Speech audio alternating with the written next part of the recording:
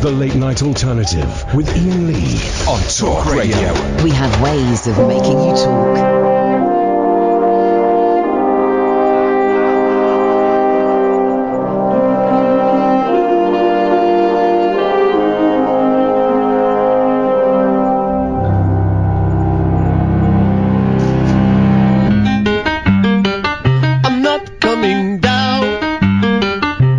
What you do, I like it up here without you.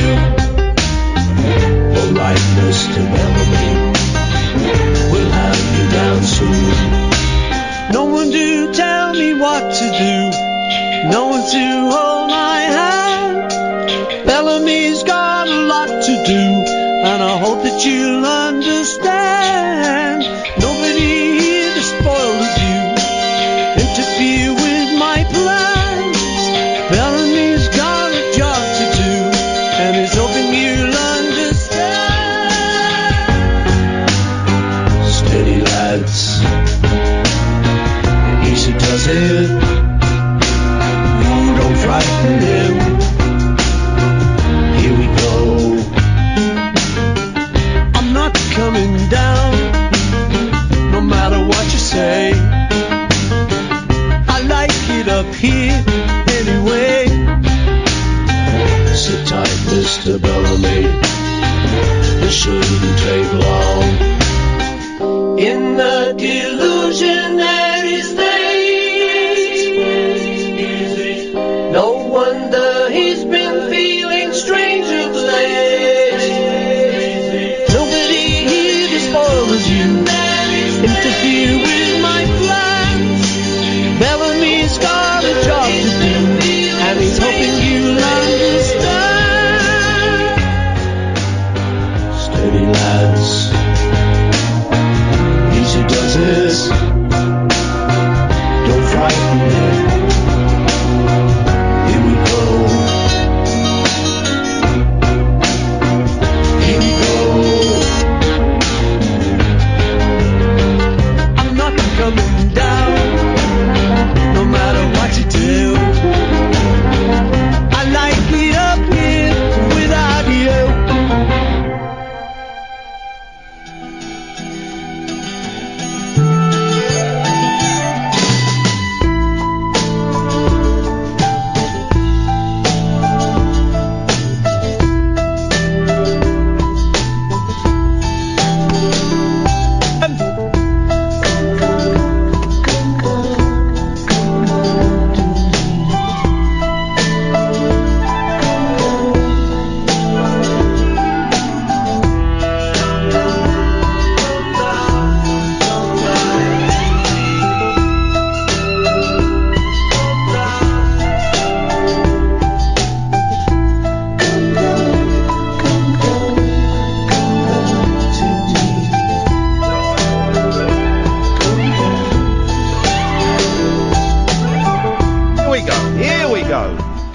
We've got a studio that doesn't work. We've got the B team in. It's going to be a long night, guys. It's going to be a long old night. 0344 499 1000. Good evening, Andy. So it's not Andy, it's Dan. Well, it says I'm on Andy's phone though. Right. Well, I tell you what. Why don't you call back when you're calling from your phone? How's about that? Well, no, Thanks very much for calling. Let's go to Philip. G'day, this is Wally Dingo with your Aussie Rose Breath. I can't be bothered. Good evening, Alan. There we go. That's the first three calls done. It's going to be one of those shows, guys. 0344 499 1000 is the telephone number if you want to give us a call. Happy Left-Handers Day. Apparently it's Left-Handers Day. A whole day of left-handedness? What's that? How's that going for you? You celebrating that? You having a great time? You enjoying the left-handed vibe as it carries on through the day? Good evening, dear listener. This is the Late Night Alternative with Iain Lee on Talk Radio. We shall see where we get to. We've got a studio that's not working. There's supposed to be a little red light on the microphone that's supposed to tell you when you're talking. And they decided, yeah, you know what? Maybe the traditional red light that is so iconic in broadcasting, you know, in television and in radio, that just maybe they've got it wrong for the last 100 years. And we should just get rid of the red light. What could possibly go wrong? Well, just confusion as to whether it's on or not. That's all. Good evening. This is Monday. It's 8 minutes past 10. You're having one of those days? I'm having one of those days, man. One of those days. My Irie knows no bounds. Does that make sense? Am I speaking English by saying Irie? Does that make sense? I'm not quite sure where the show is going to go tonight. It may go somewhere, it may go nowhere. Let us see. Oh, could I just say hello to, he won't be listening, but I had a lovely, brief email exchange with Brian Harvey, formerly of E17, and then a lovely, nice phone call with him about 2 hours ago. Spoke to Brian Harvey. He won't be coming on the show for, well, for obvious reasons, as loads of you pointed out, because his enemy is Rupert Murdoch, who owns this station. So, of course, he's not going to come on the show on a station owned by the bloke that he is furious with and, you know, as he says, has made his life a misery for the last 25 years. But he had a very nice chat with me, the contents of which shall remain private. But suffice to say, I love Brian Harvey. I think he's a really nice lad. And I was phoning up, I was speaking to him kind of, well, I've been worried about him. He's been posting these videos online. He's been, you know, talking about death threats and all these kind of things. And it is possible, if you look at the narrative as presented by some people on Twitter and by some of the newspapers, that Brian Harvey is nuts. That's the narrative, that he's nuts. That he's had some kind of breakdown, or he's drugged up to the eyeballs, man, or is something like that. And I worked with him years ago for a day on a terrible program. It must have been I was straight, so it must have been about 12 years ago, 10, 12 years ago, on this, I think I've told you this before, on this terrible program called To Chav or Chav Not. Awful. It was a pilot, and it was Channel 4 thought it would be a cool thing to have a show with the word chav in it. And it was awful, man. It was absolutely awful. I'm so glad they didn't make it. But hey, I got paid £500 to be there, so that was great for me. And I liked him. We had a nice day, and I thought he was a funny guy, and I thought he was an interesting guy, and I liked him. So seeing all this stuff about him in the press and Brian Harvey's nuts and all of that, I worried about the guy, because he's a good guy. So I kind of, we swapped phone numbers today, and he phoned me up, and I was worried that I would, you know, be just talking to a gibbering wreck. Suffice to say, Brian Harvey is very, very clued up. He is as sharp as a pin. He is, from what I could tell, completely on the ball, and is with it. You know, so any worries about him being drugged up or being nuts, I would forget those. He knows exactly what he's talking about. He knows exactly. He's a bright lad, and he's all right, and he's doing all right. I'm going to go and visit him in a couple of weeks for a coffee and have a chat with him. But he won't be coming on the show, and that's cool. But all of those people who are worried about Brian Harvey, he sounds all right to me. He did say, "You all right?" He said, "Yeah, I'm fine." I said, "But you got death threats." He said, "Oh, yeah, I'm not bothered about it. Apart from the death threats, I'm all right." Oh, flipping heck, man. Come on. It's not normal to be... Anyway, so that was that. We've got... Now, listen. If you're watching on YouTube, youtube.com/Iain Lee, I'm holding up the logbook number 2. Okay? Now, this was a great idea that I had. It was my idea entirely. Thank you, Hayley. Hayley, who's producing, said, that's a good idea. Was it Kath's? It was a great idea, and it was my idea, where we are asking you, dear listener, to log everything that happens in this show, because, to be honest, we can't be asked. Because we got lives to lead. I've got cattle, 1,500 cattle I've got to feed. Man alive, feeding that many cattle is a nightmare. Catherine's, you know, got her legal studies to do. So we wanted you, dear listeners, to log everything in this logbook that happens in the shows. And you could be creative, you could be imaginative, but it means that when we look back, we go, oh, I wonder what happened on August the 23rd. And you go, oh, right, look, here we go. Steve had it, and he's written down. So that was the thing. Nice idea, cool idea. And we send it out to you, then you send it back, then we send it on to the next person, then you send blah, blah, blah, blah, blah, blah, blah, right? And then we were going to look at it on New Year's Eve. That was the plan, to look at it on New Year's Eve and check it out and reminisce and laugh about the good times we'd had on the Late Night Alternative, Britain's most listened to late night phone-in radio show.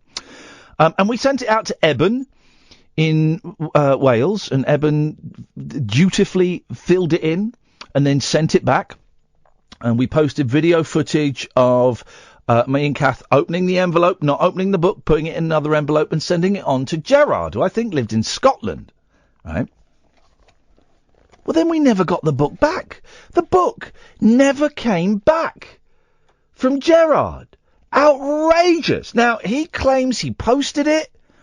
I don't want to accuse a man of burglary, but I think he stole it. I think he stole it. And I won't be surprised if I go on eBay at some point and I see that book and it's coming from an area in Scotland. That's what I'm thinking. So, we have a logbook number 2. Again, it's an expensive... Showing up the front page to people. It's an expensive moleskin book. This cost money, my money. This is about 20 quid. The other one was about $25. About 40 quid so far I've spent on logbooks. So we're going to send this out again, right? And here's the thing. It's going to be sent recorded delivery from now on. I'm not pissing around with first class. I'm not. It's recorded delivery from now on, okay? Because I just can't trust you guys.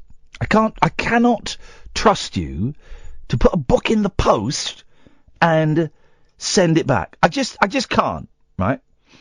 So, recorded delivery. Now, I want to start where we left off. Not where we left off. Gerard is barred. Gerard is banned from having anything to do with this. I'm not having a thief. So what we want Eben to start again. So Eben, I don't know if you're listening, Eben, but if you're listening, can you call in? Because we want you to, if you want to, or even if you don't want to be honest, but we want you to call in and accept the role of the first logbook number 2 keeper, and do all your work again. So would you be up for doing that, Eben? Are you listening to the show? Maybe, I don't know, maybe you've died since we last spoke. That's possible. We haven't spoken for weeks. 0344 499 1000 is the telephone number. If you want to give us a call, Eben, and anybody else who is listening to this, this is the Late Night Alternative on Talk Radio. The wild man of late night radio. The Late Night Alternative with Iain Lee on Talk Radio. We have ways of making you talk. 0344 499 1000 is the telephone number. Good evening, it's Eben! Hi, Iain. Hey, Eben, how you're not dead? No, just been really enjoying life over the summer holidays. Oh, what are you doing that is so enjoyable? And can I come and do it with you, please? I've been on holiday. Shut up. A week and a half ago to the south of France, and I've been doing lots of work, and doesn't sound like a great holiday so far. You've been doing lots of work, but I enjoy the work I do. Okay. And I went on a scooter tour to Tenby today in Wales. And when you say scooter, do you mean like a little motor scooter? Yeah, moped. Beautiful. That's the way to travel, Eben. I've got to take my scooter in for an MOT tomorrow. And, well, last week my car's MOT cost me £350. I got a feeling the scooter MOT is going to be quite stinky as well. Yeah. Money. Lots of little bets too. Money. It's all money. It's all money. They're all after me for money, Eben. They're all after me for money. Anyway, listen, man. You were I hate to do this, but you were the first holder of the logbook, the original logbook. It was stolen by a Scottish guy called Gerard. Now, for legal reasons, I can't say it was stolen, but I think he stole it. So I was hoping that I've got a new logbook number 2. I was hoping that I could send it to you, recorded delivery, so that you could do your shiz in it, and I'm saying shiz, and then that when you finish, you could send it back to us, recorded delivery. Would that be okay? Yeah, of course, no problem. This is what listen, now, can I just say, guys, people saying that this whole country is screwed because we've got bigots and fascists in the government. Steve Bannon is going around talking to Boris Johnson and playing with his dingle-dangle, and Brexit. But then I hear the voice and the willingness of young people like Eben, and I know that these sceptred isles are going to be okay, that we're going to do all right. If we've got people like Eben, then we've got this once great nation will rise like a phoenix from the ashes and will be great again. What do you think about that, Eben? Yeah, that sounds good. Sounds powerful, doesn't it? It's powerful speech. Yeah, very powerful. I've been reading a lot of Shakespeare this weekend, so I'm feeling very powerful. Not reading it, but I held a Shakespeare DVD this weekend, and I feel that by osmosis I've kind of picked up some of the vibe of it. So, Eben, going to pass you to Hayley. She's going to take your details again. Okay. And then she's going to give them to me, and then I'm going to go to a post office tomorrow and recorded delivery. I'm going to send this package to you, okay, man? Yeah, okay, that sounds perfect. Thank you. Thank you, Eben. I appreciate it. You're a good man. Vinny. Can I ask you a question, Ian? Yeah, of course you can. Have you ever peed in a swimming pool? Okay, this isn't the real Vinny. Yeah, it's a Vinny impersonator, isn't it? It's not the real Vinny impersonator, is it? What do you think about stem cell research? Is this the real Vinny impersonator, or is this the real Vinny impersonator, yeah? Shut up, man. From like 12 years ago? I'm from West Ham, innit? This is these are incredible scenes. This means something to only 5 people listening, but it means a lot to me, Vinny impersonator. Is there ample parking facilities where you are? Yeah, right. Ample parking facilities. Oh, that's good. But how is life for you? Say the truth. I kind of got excited. Uh-oh, what happened, man? Got excited, didn't it? When did you get excited? All the time. Okay, well, your voice is getting deeper. Already is. It's getting deep. Can it get any deeper than that? Have you ever peed in a swimming pool? Do you know what? I was with my kids at Coral Reef in Bracknell last week, and I peed in the swimming pool about 4 times. My kids said, Dad, I need to get out to go to the toilet. And I said, is it a wee or a poo? And they said a wee. And I said, come on, guys, just do it now. Oh, that's good. It's good. It's good, isn't it? Ian, can I ask you a question? You can, yes. Well, do you feel lucky? Do you? I don't feel that lucky today, actually, no. Sorry? What do you think about stem cell research? I think it's a good idea, and I think we should do more of it. Stem cell research? Yeah, this thing is a good idea, and we should do more of it. Oh, it's good, isn't it? Yeah. Yeah, already 6 shots for 10.99. Well, to tell you the truth, I kind of lost track of myself. What time is it? The number 91 bus was on time today. What time is it now, though?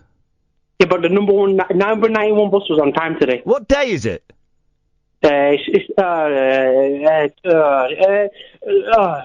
Okay, thanks very much for calling. It's Monday. There we go. Oh, it's right. I wasn't sure if it was a soundboard or not, and it turns out it was an actual human being talking there. It's Monday. It's school holidays. Apparently, is it today or like it was this weekend or this day? Today, let's say it's today. Here's the thing I've discovered: if you say stuff with conviction, then it becomes true. So today is the day that parents run out of things to do with their kids in the school holidays. This is true. I read it. I heard it. Today's the day that parents run out of things to do with their kids on the school holidays. So that explains that call, and I suspect we're going to get quite a few of those. I'm going to open up the Skype as well. I forgot to do this the other night, so let's just see if we... I've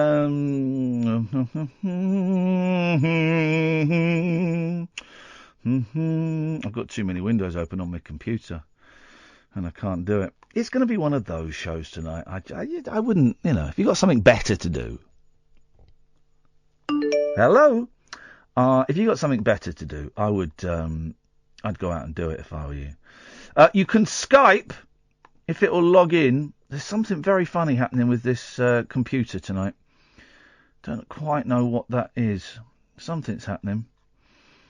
Oh,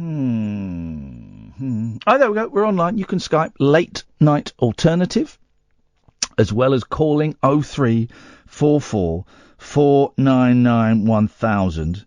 We've kind of covered, if I'm honest, I've kind of covered the main points that I was hoping would sustain us for 3 hours. I've done them in 26 minutes.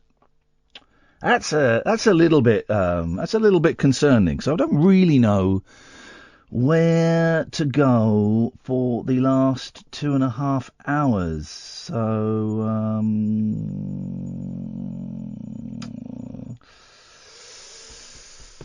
So let's go to the trail early. Unmissable late night radio with the original king of unconventional conversation. Make contact with Iain Lee. The Late Night Alternative with Iain Lee on Talk Radio. 0344 499 1000. You can Skype Late Night Alternative. It's all one word. Everything is one word these days on the internet. I feel... apparently Eamon Holmes was in tonight. Okay, so the Eamon Holmes stay-at-home sweepstake is on. I think I said he'd be in for 9 days this month. Some people had a little bit more, a little bit less. Yes, you've just been on. G'day, mate. This is Bruce. Oh, jeez. Why are you just doing impersonations of calls that I had 10 years ago? Yeah, no, mate. It's Bruce. It's actually Bruce calling from the university office. Right, okay. I mean, do you know what? I'm not in the mood tonight. If they were funny, I'd be in the mood. And if they weren't so obscure, I might be up for it. But I'm just not in the mood tonight. All right, mate. Well, I can put Jez on. Do you want me to put Tom from the university office? But you know how this works. You know that I can see your phone number when you call in, right? So I know that you're the Vinny impersonator, and that you're also Susan from Holland on Sea. You know I can see all that, right? Well, I forgot I was Vinny in it. Yeah. So I just, listen. Tonight's going to be it's going to be hard work, tonight's show for me, but I suspect it's going to be harder work for the listeners. So I'm just kind of not feeling the vibe of you phoning up and doing a holy host of characters. You know what I mean? Yeah, it's G-Man, innit? But these are people from 10, 12 years ago. No one knows them here. Yeah, I'm a blast from the past, innit? Well, but also all of your voices sound exactly the same. You might as well just go, it's Michael Caine, innit? Because all you're doing is, the only reason I know who you're supposed to be... Oh, Michael Caine, innit? Is you're just saying the name. You're just saying the name, but in the same little boy's voice.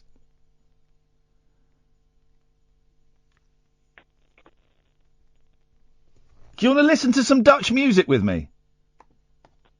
Yeah, listen to some Dutch music, innit? Okay, here we go. Here's some Dutch music. Hang on, here we go. Yeah, listen to it.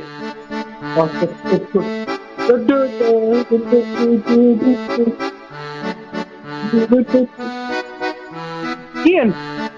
I'm listening to some Dutch music, man. Hang on. You put TV movie on. Number 3 movie.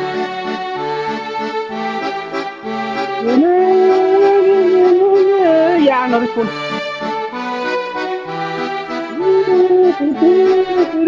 Ian, you're waltzing. Okay. Who are you, man? Why are you doing this? Well, tell me about your life. Tell me who you are and what your life is like. Yeah, you're waltzing. Because I've got calls coming in now, so, I mean, you can turn this around by telling me about your life. Yeah. Okay. Or you don't fancy that? The number 91 bus was on time today. Okay, thanks very much indeed. Let's go to Stephen. Good evening, Stephen. Oh, hi, Ian. Did you happen to hear Howard Hughes' programme last night? I heard some of it, and I fell asleep as I often do. Why? Why? What bit are you referring to? Well, the middle hour, the guy that you would have known about because it's your kind of thing, Alan Green. John. Oh, no, I did hear a bit of Alan Green, and he's the guy that thinks there's all kinds of codes and stuff in Shakespeare. Now, here's the thing about Alan Green. He used to work with Davy Jones of the Monkees. That was mentioned, actually. Well, in fact, Howard spent the first 15 to 20 minutes talking about the music side of things with him, just to set the scene for us who didn't know anything about him, you see. See, I missed that bit, and I woke up about halfway through. No, well, that's what made me think of you, because knowing a fan, that you're a fan of the Monkees, he starts off talking about the Monkees a lot. Right, well, can I play you a song that he wrote for Davy Jones? And Davy Jones would sing this well into his 40s. You ready for this? It's a great song. It's by Alan Green, who was a guest on Howard Hughes' show last night. And this is a song that he wrote for Davy Jones. Here we go.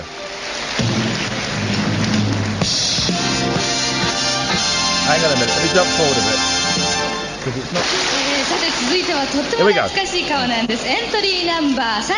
Japanese. A hit in Japan. Davy Jones, Great Britain. Get to the singing, Jones. Hang on, here we go. Here we go. Here's a song written by Howard Hughes' guest last night that Davy Jones sang well into his 40s.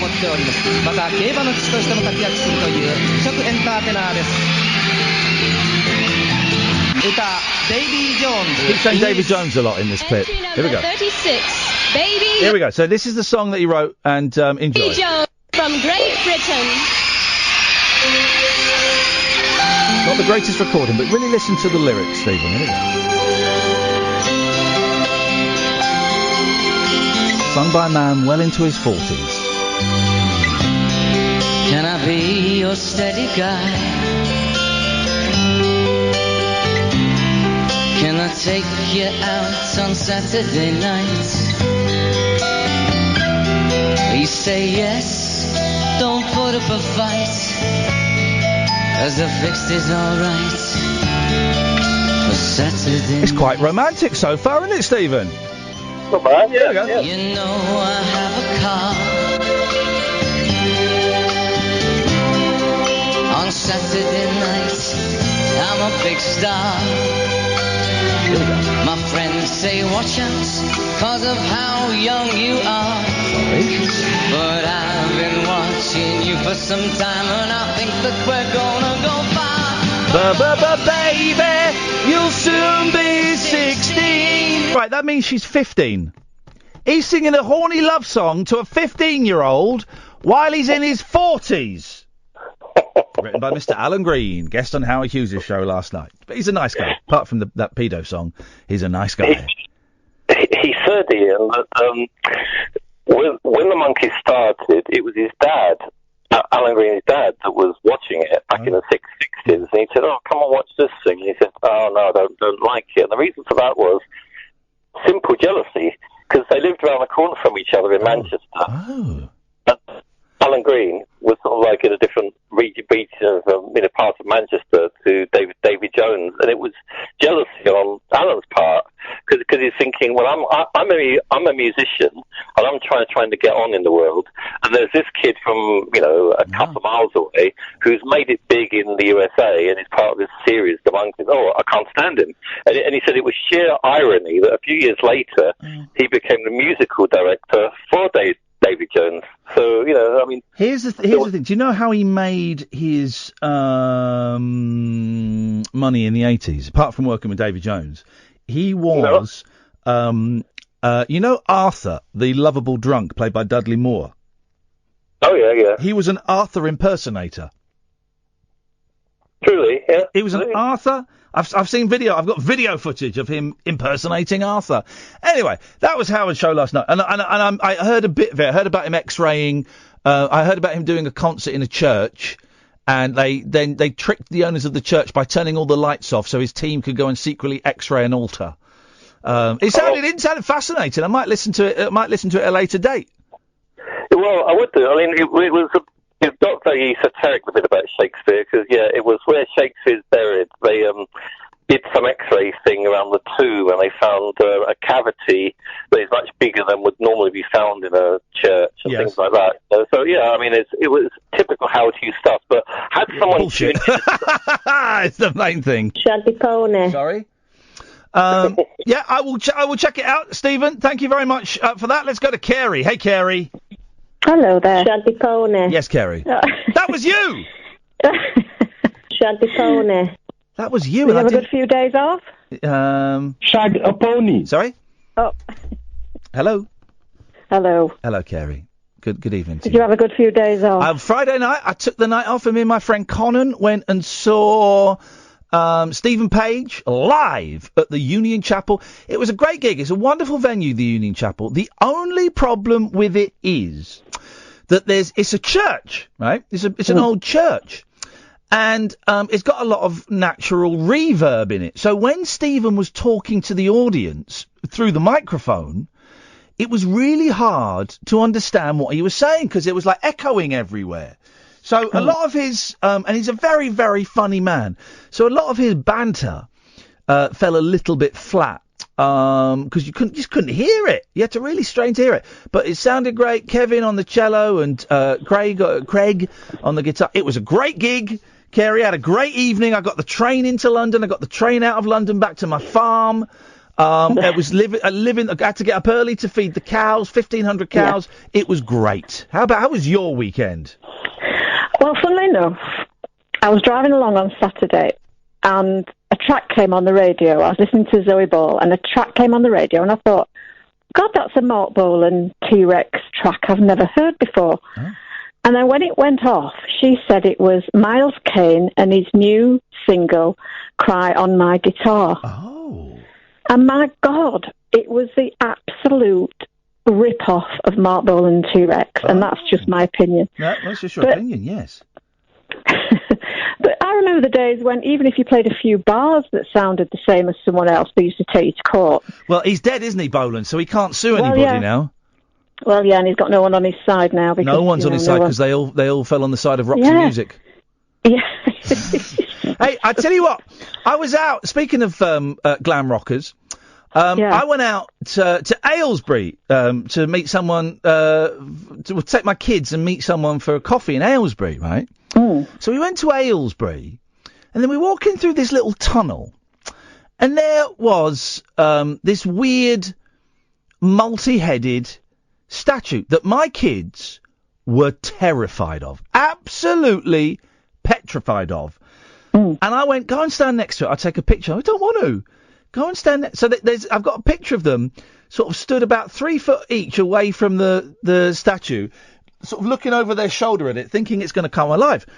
And it's got several heads on it, right? And I took pictures of the heads and sent them to some friends and said, right, who do you think this is? And we had suggestions. Brian Ferry loads of people suggested. It's a statue of David Bowie, right? Oh. But it doesn't look anything like David Bowie. And what's David Bowie got to do with Aylesbury? God knows. I mean, I don't think he was born in. Isn't he East London? I don't. What's he got to do with Aylesbury? Don't know. It's the weirdest thing, man. Idiots. Well, if you get a chance, will you check out this Miles Kane single and tell me what you think? Because, gosh, honestly, it was even the voice, the vibe, the chords, even some of the words, some of the lyrics. Yeah. Okay. Well, I will listen to it, and I'm gonna if it is. What's this guy's name? Harry Kane.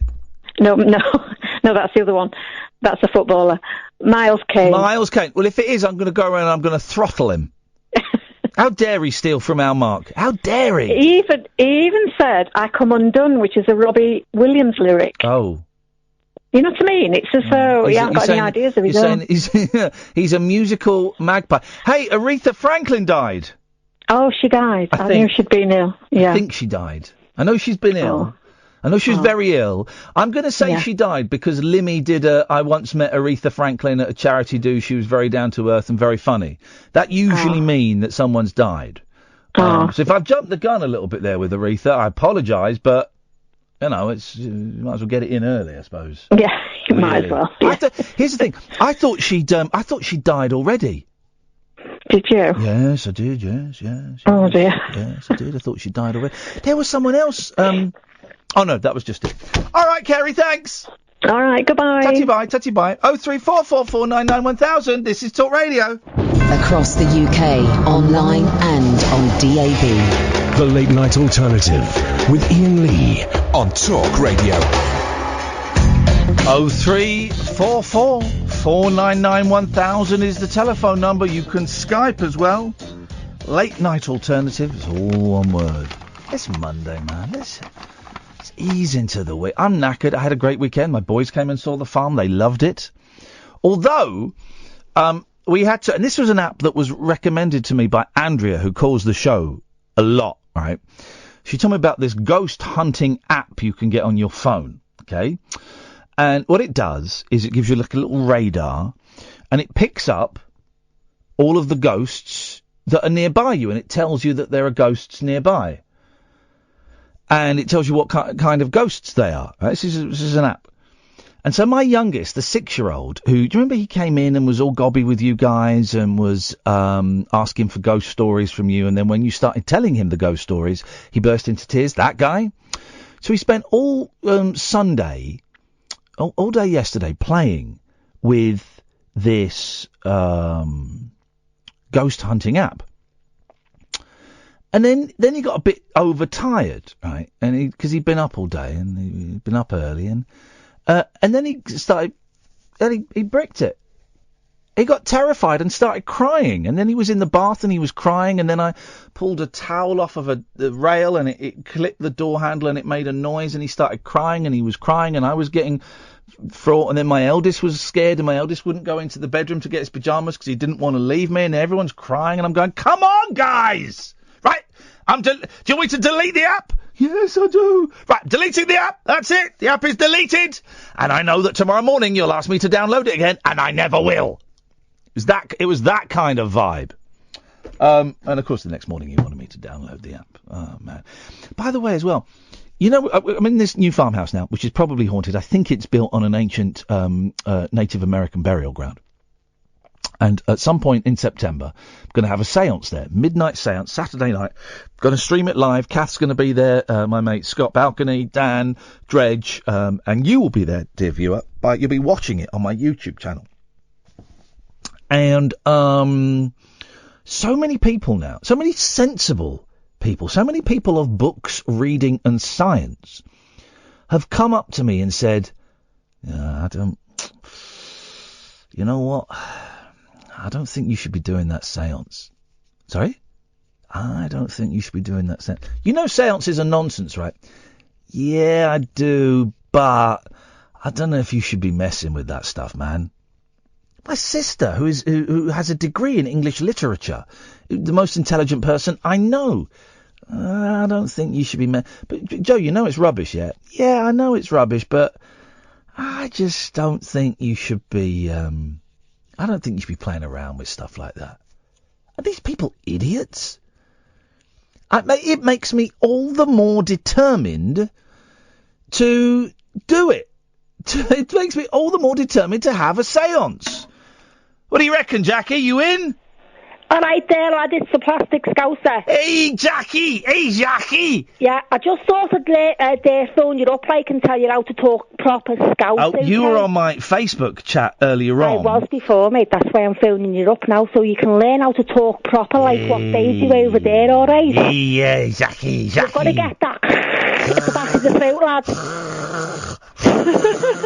Yeah, got it. And now you know how I talk over here. Now you see, I'm not a Scouser. You are, okay? Okay, well, okay. You live on the Wirral. Yeah. Which is Liverpool. No, we're a peninsula.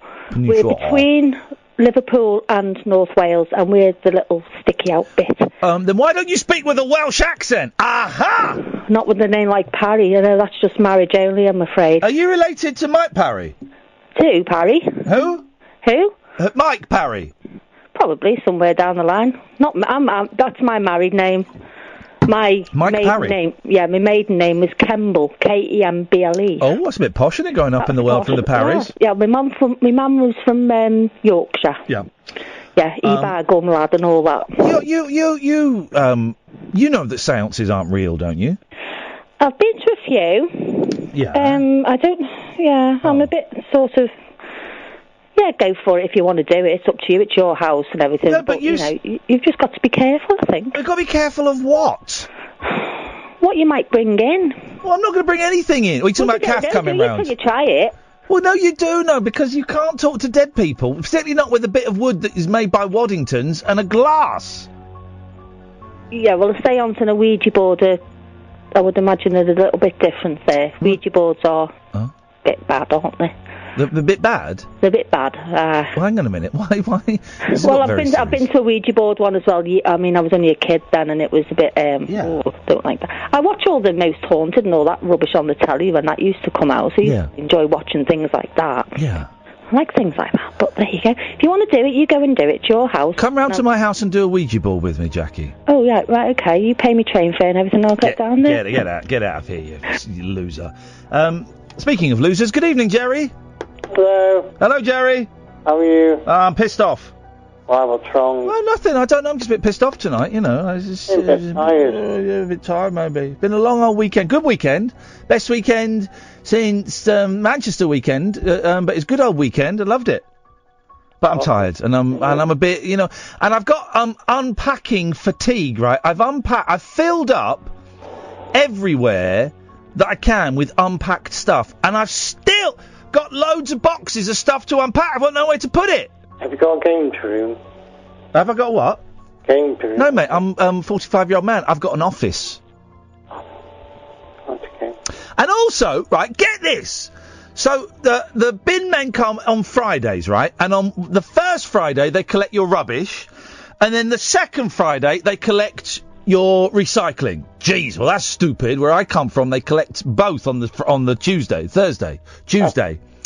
So I put out my recycling on Friday, which was basically, I've got so much cardboard now, Jerry, boxes, and I've had stuff from IKEA so I've got a lot of cardboard, okay? So I filled up the recycling bin with cardboard, and it's about 1/10 of the cardboard I have to get rid of, right? And so I came back Friday night, and the cardboard was still in the recycling bin. I'm taking it. I thought, what's this? And they put like a little sticker, a little label on my my bin, my blue bin. They're blue where I live.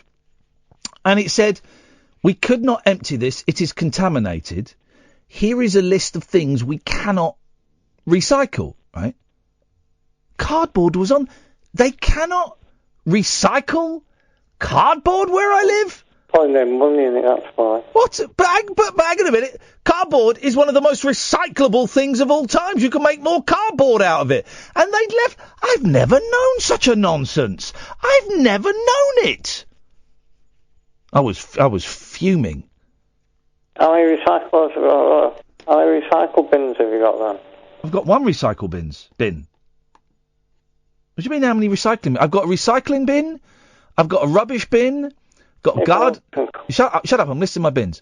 I've got I start again. I've got a recycling bin. I've got a rubbish bin. I've got a garden waste bin. And get this, I've got a food bin. Well, that's never gonna get. You want me to keep my manky old food? No, not a chance. That goes in the rubbish. The food goes in the rubbish bin. Hello? Hi. Okay. Anything else? Okay, thanks for calling. I felt like I was doing all the work there. You know what I mean? I don't trust the food recycling bin. I'm not doing that. I've never done. What is that? That's not killing the planet. Me putting the food in. What do they give it to homeless people? I hope not. That would be disgusting. So no, the food goes in the rubbish, but they couldn't. They refused to take my cardboard away. Is that... I don't want to get all local radio on yo ass, But I feel like I'm getting local radio on your... They wouldn't take the cardboard away? Jeez. That was outrageous. Outrageous behaviour. Oh, by the way, do you remember what I said the other week? The great conspiracy theory that I've come up with, and I think it's good. We're getting prepared for it. Meghan Markle's dad's going to be murdered by the royal family. It's totally happening. He's on the front page of two of the papers, at least two of the papers today. He's on the front page of the... why haven't I got the Sun? Could you get me the Sun, please? Oh, no, here we go. So he's on the front page of the Mirror and the Sun. Honestly... I bet you, and now they're saying, oh, by the way, so Meghan Markle's dad's being a bit of a dick. He hung up on Prince Harry, and he's kicking off that he's never going to see his daughter again. Oh, by the way, he doesn't eat very healthily, and he's overweight, and he's got a bad heart. They are totally setting us up for the murder of Meghan Markle. Here we go, let's go with the Mirror. Inhumane. Tom, 74, says he wanted to give speech at wedding but told no room. Thomas Markle has reignited his row with the royals in a fresh outburst at daughter Meghan. He claims she wanted him to cut off his other children and would not let him speak at her wedding. His family called her inhumane.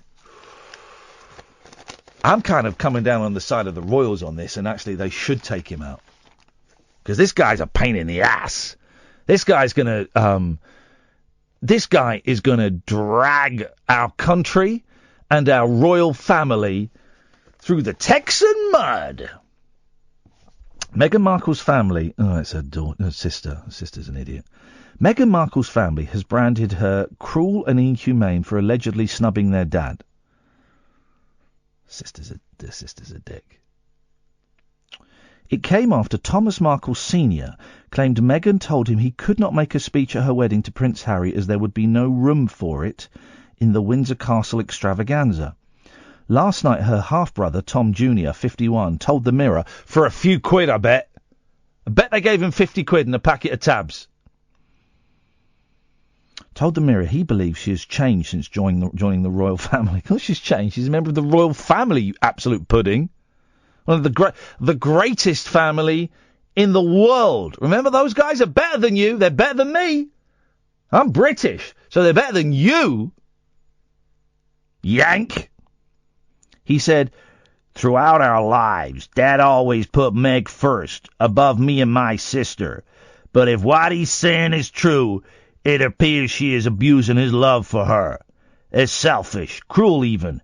He gave her everything. And now she is giving him nothing but her back. I want to shoot her. With a gun, which is legal over here. And if she comes over here, then that's what I might do. Mr. Markle, Sr., 74, said he was devastated at not even receiving a formal invitation to his daughter's wedding. He said, like any father, I wanted to say a few words.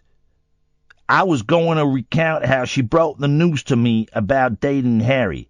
Daddy, I've met a man. Daddy, he's English. Daddy, he's a prince. I thought it was a cute story. I was going to thank the royals for welcoming my beautiful daughter into their family. But it was a speech I was never going to be allowed to give. That hurt. Careful what you say, mate, because the SAS are the finest killing machines in the world. Tom Jr. lashed out at his sister's treatment of Mr. Markle, saying, they say blood is thicker than water, but perhaps the blue blood of the royals now runs through Meg's veins. It's heartbreaking to see how this has changed her, and the devastation it's caused my family. Anyone who saw Meg when she was growing up knew her and my dad were inseparable. Now it looks as though they may never speak again. And that is, if you know how that man speaks, that is a spot-on impression of the guy. That is spot on. Mr. Markle Sr., I hope there's no more speaking from them. Mr. Markle Sr. claims his 3-month rift with ex-Suits actress Meghan, 37, began when she told him to stop speaking to eldest daughter Samantha after she publicly criticised her. It goes on and on. Basically, He's butthurt that he wasn't allowed to go to the wedding. The half-brothers and sisters are money-grabbing scumbags, and the British press and the newspapers and Good Morning Britain and all these people that pay the money to air their abhorrent, obnoxious views should cut off the funding them and let them get on with their miserable, miserable, jealous existences. That's what I'm saying. But I genuinely, I think Meghan Markle's dad. I would be surprised if he makes it to Christmas. Oh, we've got some sad news to report. Meghan Markle's father has passed away of natural causes. Yeah, right. All right, Dr. David Kelly. Do you know what I mean? So it's going to happen, guys. It's going to happen. 0344 499 1000 is the telephone number if you want to give me a call. You know the rules. You can call in about absolutely anything you want. Meghan Markle's dad being murdered by the Queen. I bet she'd like to do it herself. I bet she's got a tight grip. Or running out of ideas for the kids, whatever you want to chat about. And you know what? It's that weird kind of Monday vibe. I don't know. I don't know where the show's going to go. It might not be a particularly great show tonight, but who cares? We're going to do it. We're contractually obliged to do it. So we will. 0344 499 1000 won't cost you anything. At the most, it will cost you pennies. You'll speak to Hayley tonight, who will take your name and number and give you a call straight back. This is the Late Night Alternative on Talk Radio. The Late Night Alternative with Iain Lee on Talk Radio. We have ways of making you talk.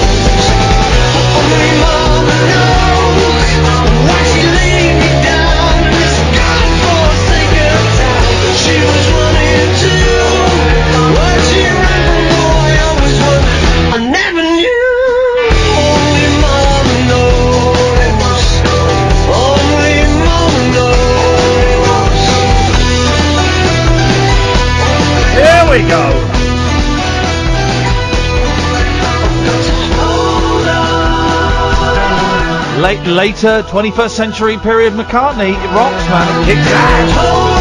Kicks ass. Here we go.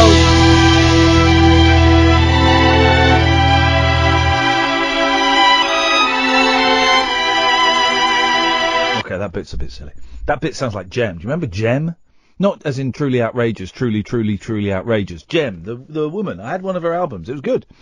0344 499 1000 is the telephone number. You can Skype Late Night Alternative, a free-form, unstructured show. It is Britain's most listened to late night show anywhere in Britain right now, and it's very, very popular. People love it. Lots of big numbers, doing very, very big numbers. So hang in there, guys. Let's go to Morris. Good evening, Morris. Hello? Hello, Morris. Ian, my friend? Yes. Hello? I love you. You're beautiful. You're very good. I listen to you every night. You made me go to sleep at time. And I just want to say thank you very much because you're a really nice guy. But why are you doing... Jesus Christ, man. Listen, you're doing the Borat voice. You're 15 years too late. No, I don't like Borat. Borat is not very good. Neither are you, man. Listen, I'm not in the mood for it tonight, but thanks for your call. There we go. Let's try Ben. Hello, Ben. Hello, mate. Hello, Ben. Seances. I've never done one, but the mediums, you just reminded me that I saw a programme. Yeah. Darren Brown, when he exposed the mediums, and that fellow thought he could talk to the dead. Oh, yeah, go on, what happened? Well, he just got exposed as being an utter fraud. It's all gobbledygook, isn't it? Darren Brown actually said in this documentary, I saw a live show of it, so I'm not too sure if he said it in the live show, but these two sisters, years and years ago, when he talks about the history of magic and all this sort of thing. Yes. I'm sure he said two sisters started this, clairvoyancy thing up, and they had it going for years. Now other people started to do it as well, and then before they died, they admitted that it was all a shower of absolute sewage. So the actual two people that started doing this clairvoyancy hundreds of years ago, whatever, admitted that it was. But those, let me play the advocate of Sur la Devil. Those two examples that you've given don't prove that the whole industry is a sham. Mate, come on. No. I'm not saying whether it isn't, but you giving me two instances doesn't disprove the whole industry. Well, because I know that person is. Don't even. No. Hang on, Ben. Don't even describe them because that person is. Ben. Shut up, Ben. But just shut up and listen for a second because I'm trying to cover my ass and your ass. Don't even. Here's the thing: by saying I'm not going to name them, but then describing them, that makes it obvious who it is. Right. And that person is extremely litigious. So don't. Thank you. But hello. Yes. But what about when they say I've got John through?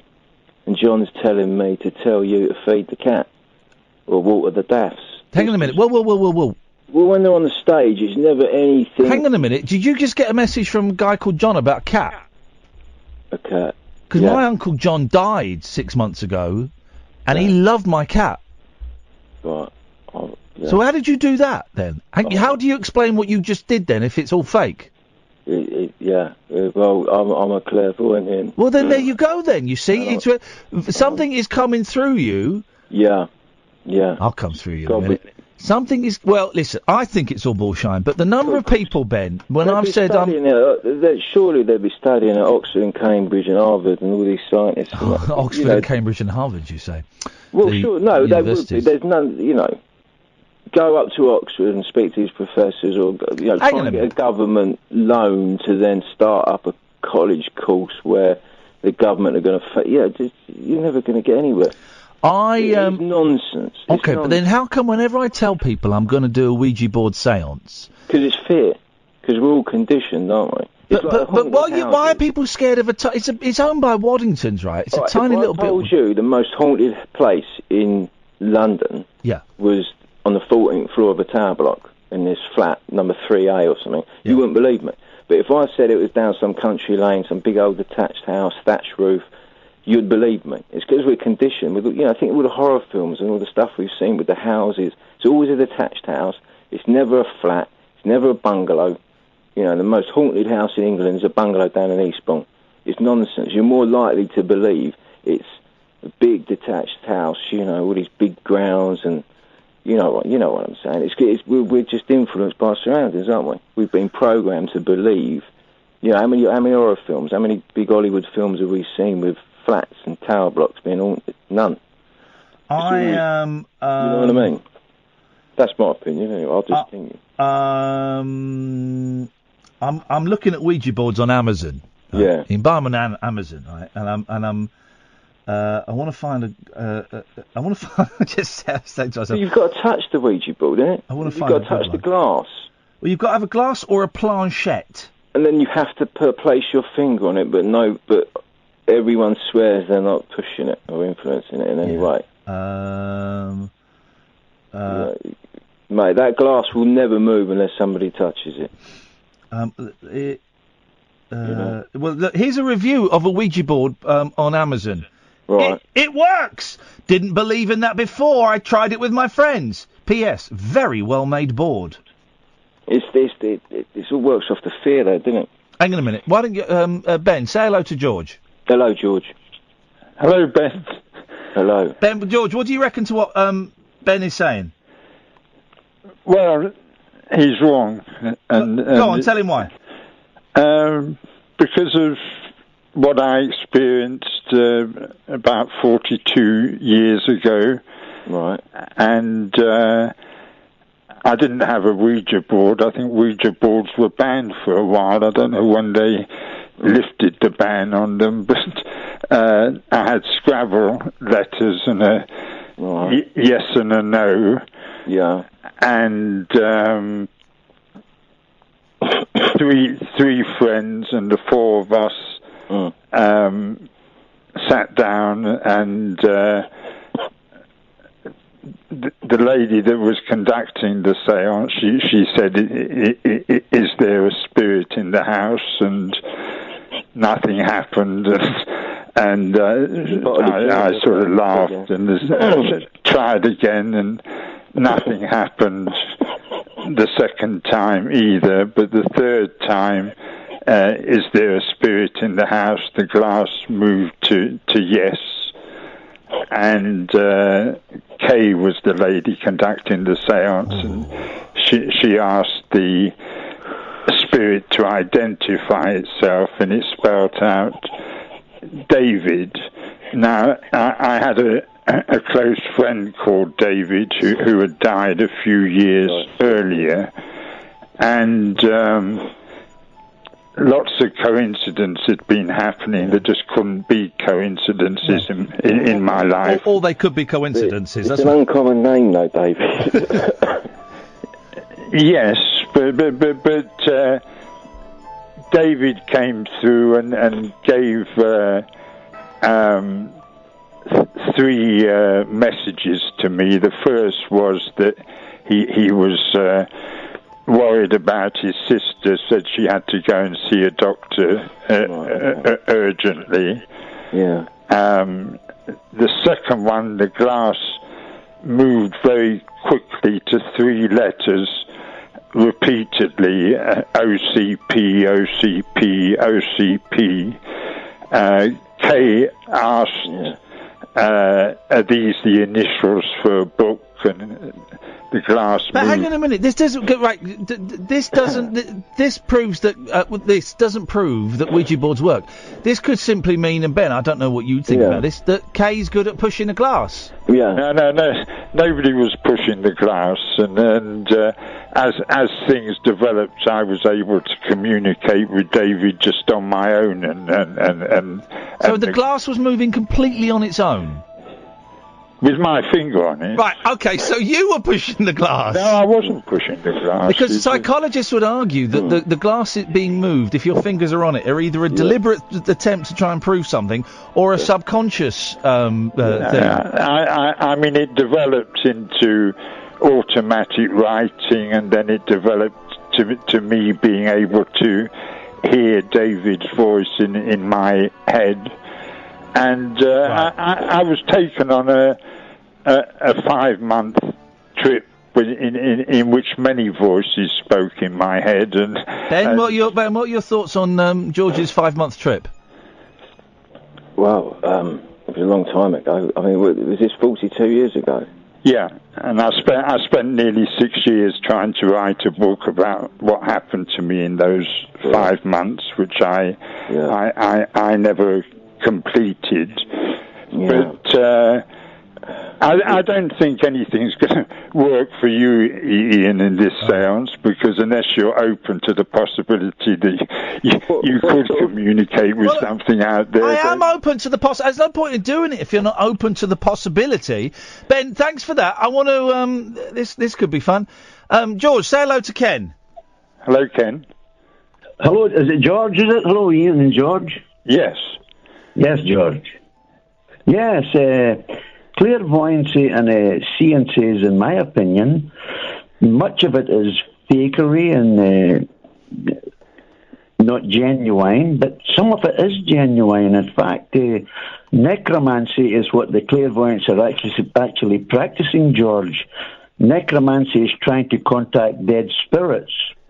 Now, you said earlier that somebody claims that their brother spoke to them and gave them a message. That might be false. Most of that would be false, but some of it is actually true, and they're in contact with demonic forces.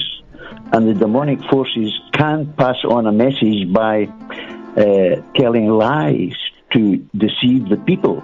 In fact, Spiritism is quite... I remember I used to live in Portsmouth, and there was a very powerful Spiritism church there. I used to walk past it and pray against it. So there is a supernatural realm, George, and dangerous. I am aware of that because I communicated with that realm 42 years ago and went through several exorcisms as a result of what I was being made to experience then. So I am aware of what you're talking about, and if you open yourself up to that sort of communication, all sorts of things can happen, I wouldn't personally recommend anyone dabbling in with the Ouija board, but as I say, from my first experience and the messages that I received in that first communication, I did phone David's sister immediately after the séance, and her husband answered the phone and told me she'd been having some stomach pains or something, and he'd take her to the doctor in the morning. And it turned out she did have some sort of cyst on the womb that was not that serious, but it did require a small operation or something. And the OCP turned out to be a book called Occult and Clairvoyant. I can't remember what the P stood for, but there was a book that was important for me to read at the time. So, as I say, my experience was very genuine and very, very relevant. And however, George, the problem is with this, what I've read about it, and also have some experience of it myself in Canada and Indian native reserves, those who participate in these type of things, what they do is, and you've already mentioned it, they open the door of their hearts to be taken over by demons who actually hate us. And much of the results from this is Great Depression, suicide and addictions result in the future and destruction of families. So it's very, very dangerous thing to get involved in. When I lived in Canada, we used to go to the Indian native reserves to preach the gospel and hold meetings with the native people. There's a lot of good born-again Christians in the native people who have been delivered from alcoholism and drug addiction. Now they follow Jesus. But in the reserves, George and Ian, they have got medicine men there, witchcraft men, who put spells. This is actually happening today in Canada and in America and in Africa. I've got African friends who are involved in this and know about it. And they actually put curses on the people they don't like in the reserves. And when we used to go to the meetings, quite a number of occasions, Indians would turn up asking for prayer because a curse had been put on them. And then by the power of the blood of Jesus and the name of Jesus, these were cast out of the people. The name of Jesus has only existed for about 400 years, so I don't know why you're bringing Jesus up when there was no such person as Jesus in the Bible.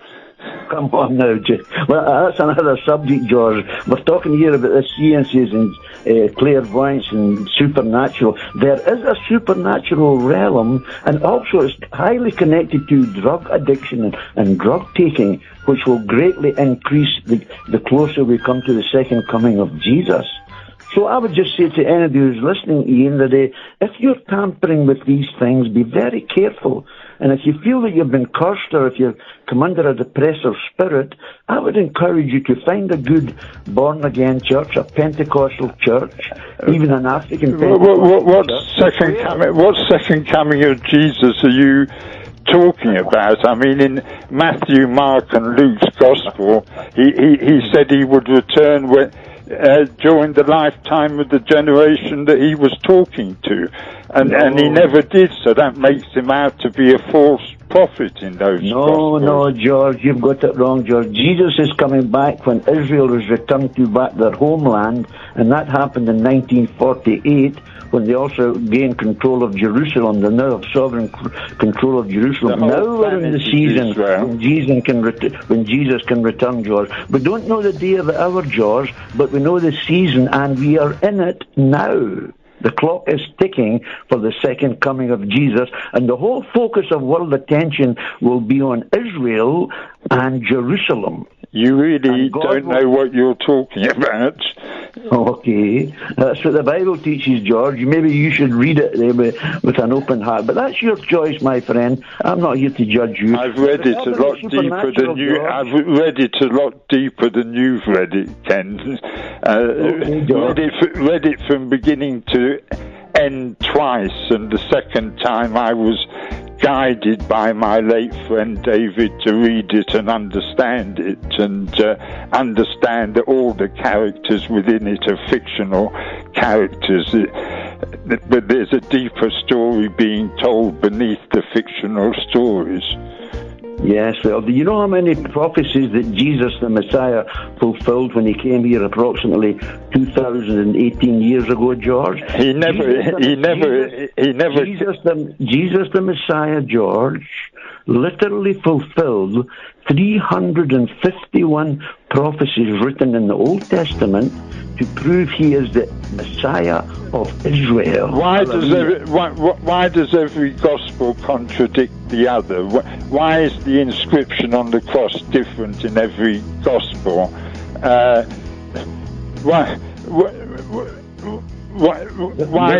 There's no contradictions in the Bible. Jesus Christ, King of the Jews, is written above the Lord's head.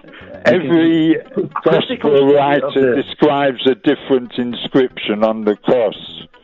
Critical study of the Bible has been on since it's been written, George, and there's no one yet disproved the Word of God. But that's another matter, George. I don't want to really discuss that unless you want to. No, I want to ask you, why is the main point is, George, people today need help, and when people get involved in the supernatural, they're going into very dangerous territory. That's all I'm suggesting.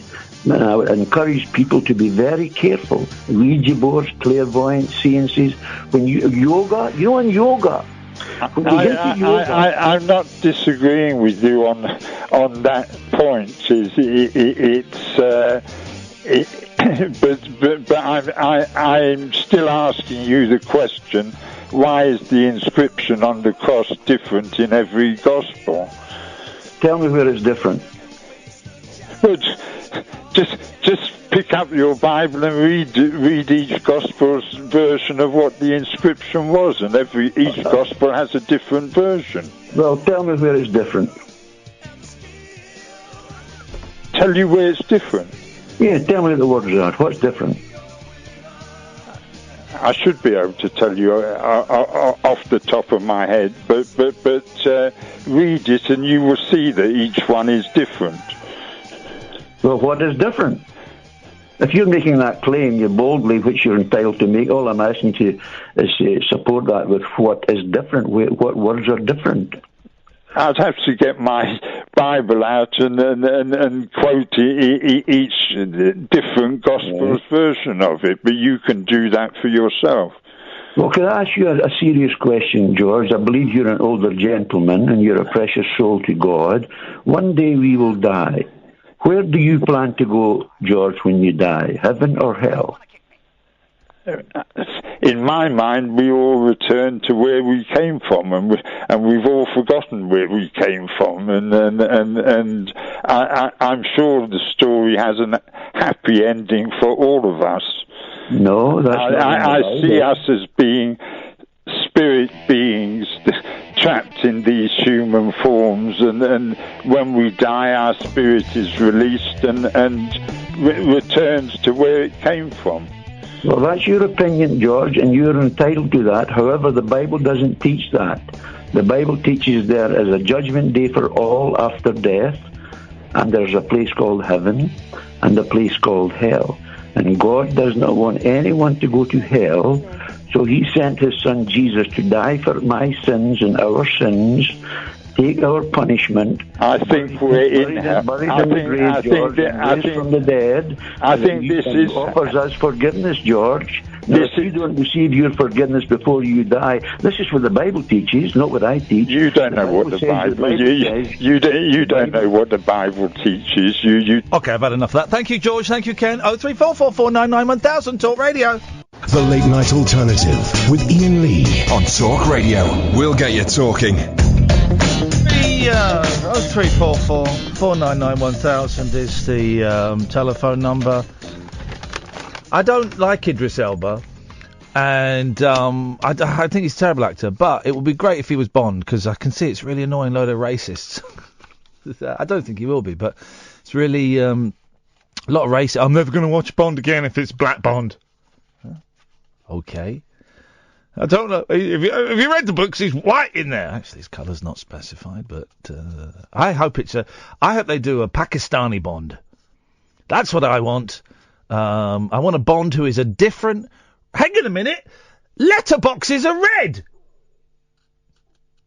So his thing doesn't make sense. I hope they have a Bond movie where every Bond is a different colour in every scene.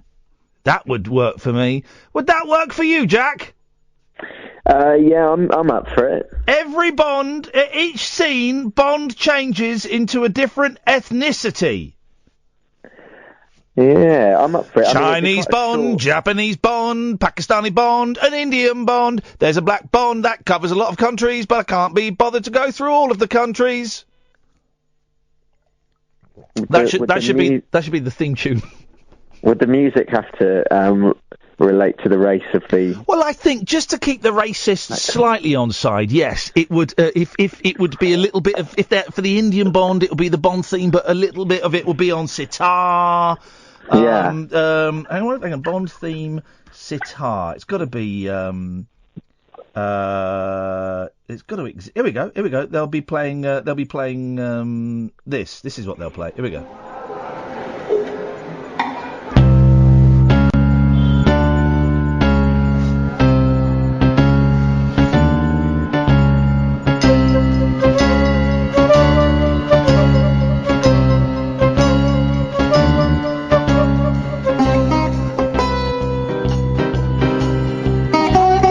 That's what they want.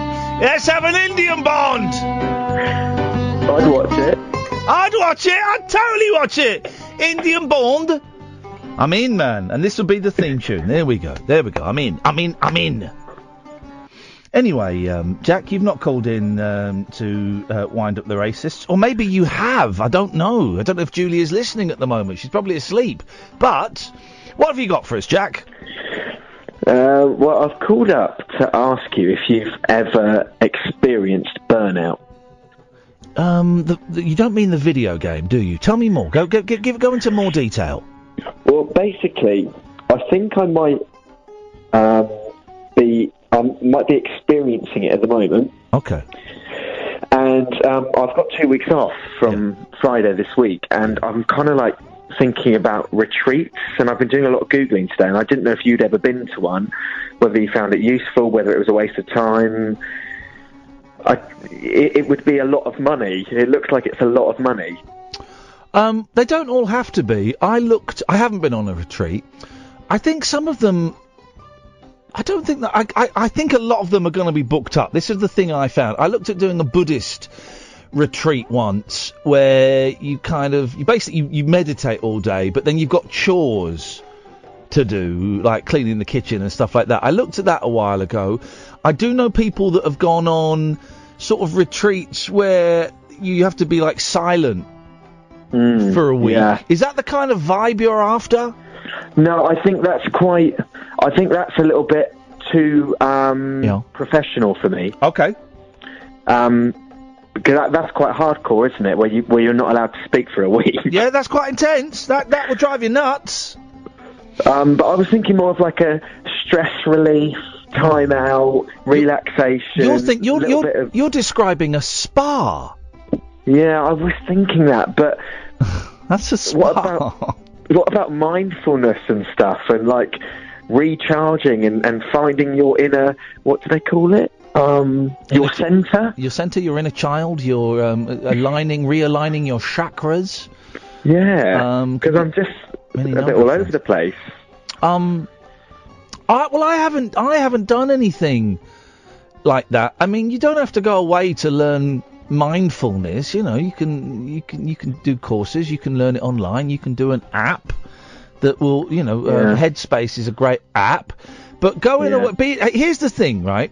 You live in a town, yeah? Yeah, well, a big city. Yeah, you need to be near trees. Yeah.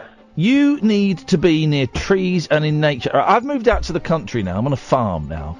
Mm-hmm. And it's a huge relief for many reasons. One, because I'm not living in the bedsit anymore. One, because I've got somewhere that's mine.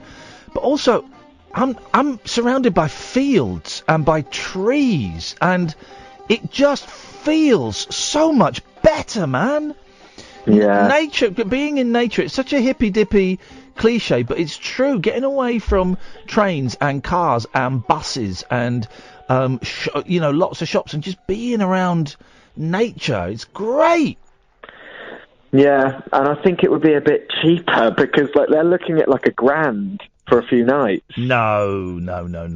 Can't you, I don't know if you're a fan of camping. I'm not. I would hate it. But get a tent and go somewhere, or rent a caravan by the coast, or rent, you could rent, it's summer holidays, isn't it? But you could rent a decent, is it just you?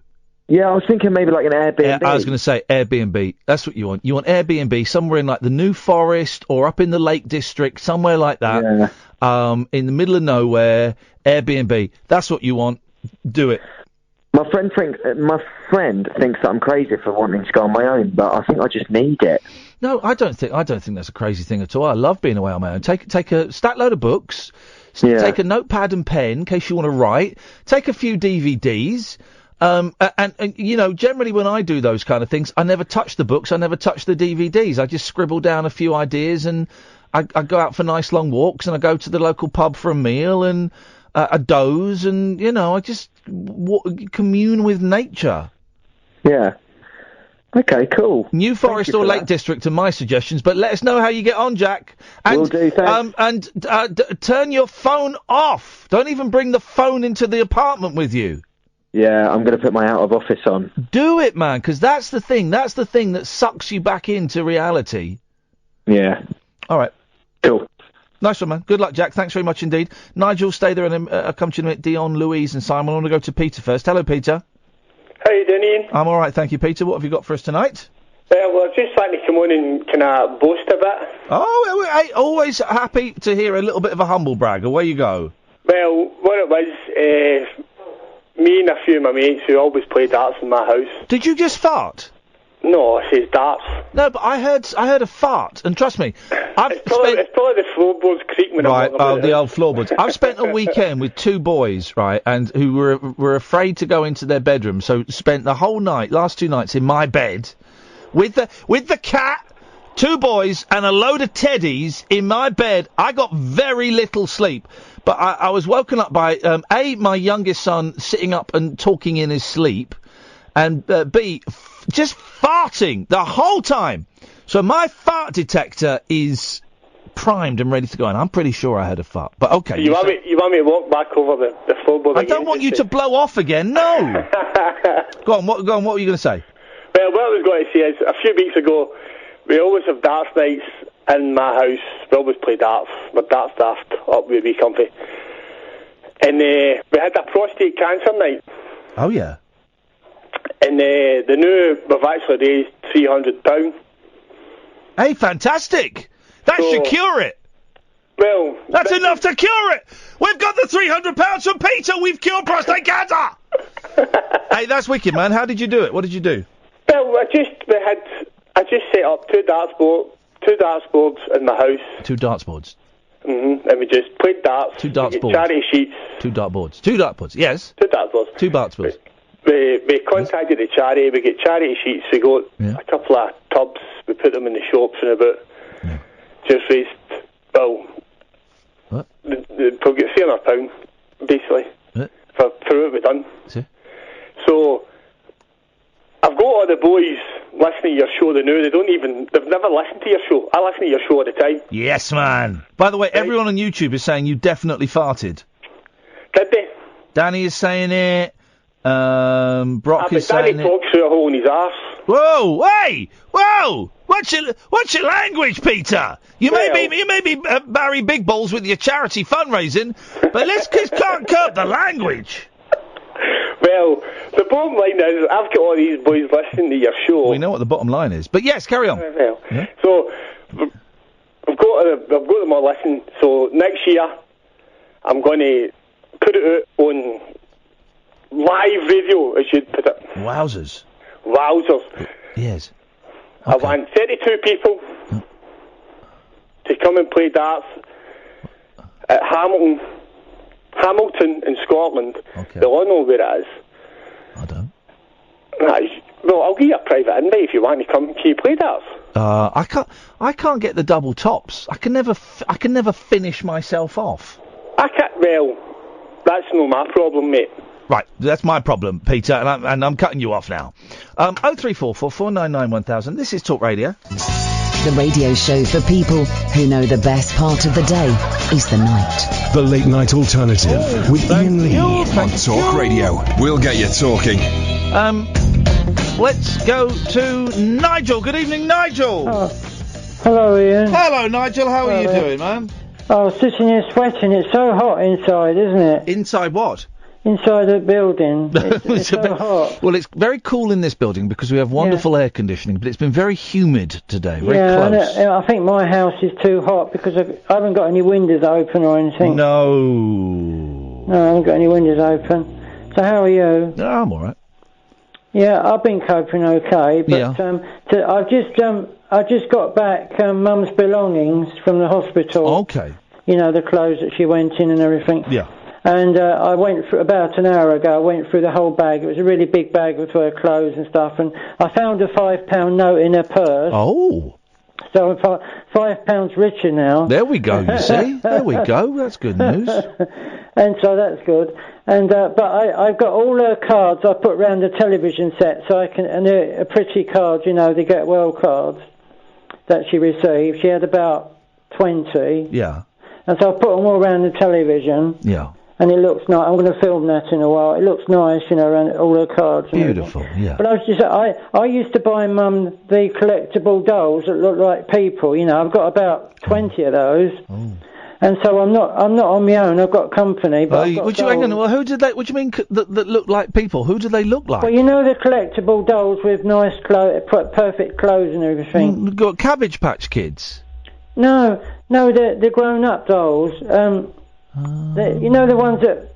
Oh, I don't know how to explain. You know The higher your voice goes, the more like Frank Spencer you sound. But no, I don't. Proper dolls, anyway. So I've got those for company. Okay. Yeah. Okay. I bought some. Mum's got some in the bedroom and some in the hall. You know, and she's got 200 teapots as well. What the heck? You're never going to go thirsty. A lot of teapots. Yes. Oh, I've got. I wanted you to have a look now on my Facebook, like you did before. Yes. I've put a film up of Mum saying Happy New Year last year, or this year, and I've got a film of me singing in the bank. Okay, well. So there's a short film of her, and you actually be able to see and hear her talking on there. I don't know if I'm ready. Well, it's only a couple of minutes long. Yeah, I'm going to pass on that, only because. What of my mum? Yeah, because I don't know if I'm ready to see her. Well, it's a lovely video. Nigel. You ought to have a look. Well, it's on my Facebook. It's more important than me singing, really. Okay, all right. Well, I want you to. All right, then, be quiet. Here we go. It's working now. You've got to say to me, look, Happy New Year. Happy New Year. Happy New Year from Mum and me. Happy New Year to Miley Cyrus and Noah Cyrus, Sam Weller, Lauren Smith and all those people on Facebook. Happy New Year. This is Big Ben going off now. Oh, I can see the dolls in the background. That's creepy. This is my mum, Noah. She looks like a younger version of you. Hi, Lindsay. Oh no, I'll do that now. I'm doing the telly now. I'll get the Big Ben in. Happy New Year. Oh, my legs. Happy New Year. I've got a Big Ben in. I've got a Big Ben in there now.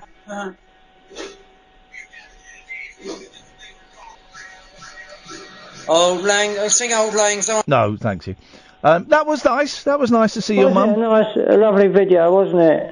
It was a nice video, yeah. Didn't she look nice, my mum? She looked absolutely delightful. Yes, you're right. It's a good job that I did these films to keep, and yes. So I don't want to be gloomy, but anyway, so that's nice to keep those.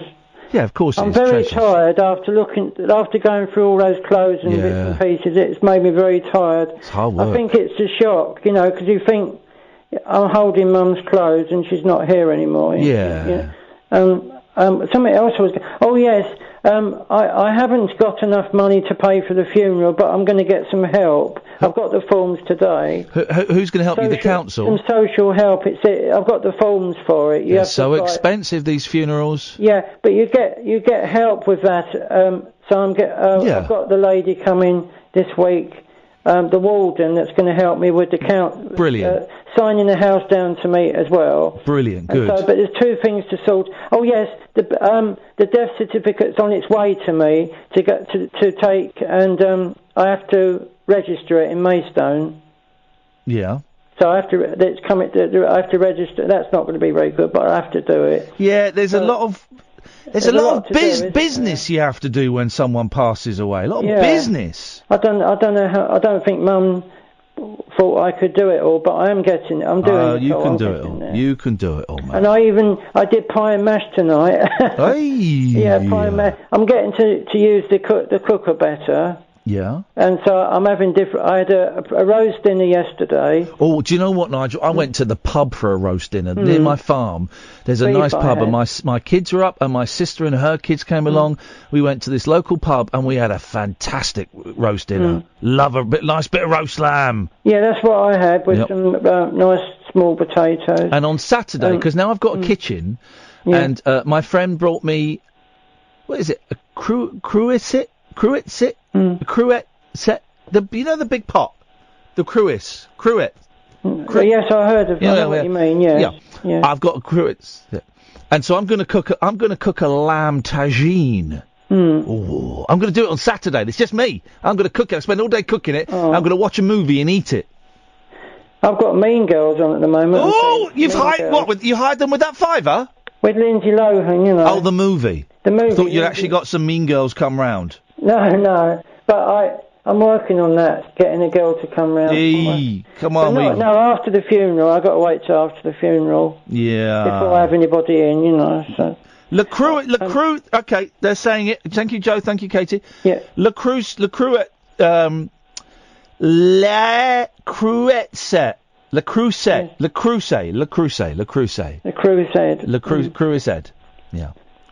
Crusade. I've got a song on that Facebook as well that you haven't heard. You know, the Singing in the Bank. I don't think you heard that, have you? No. Singing Fly Me to the Moon in the Bank.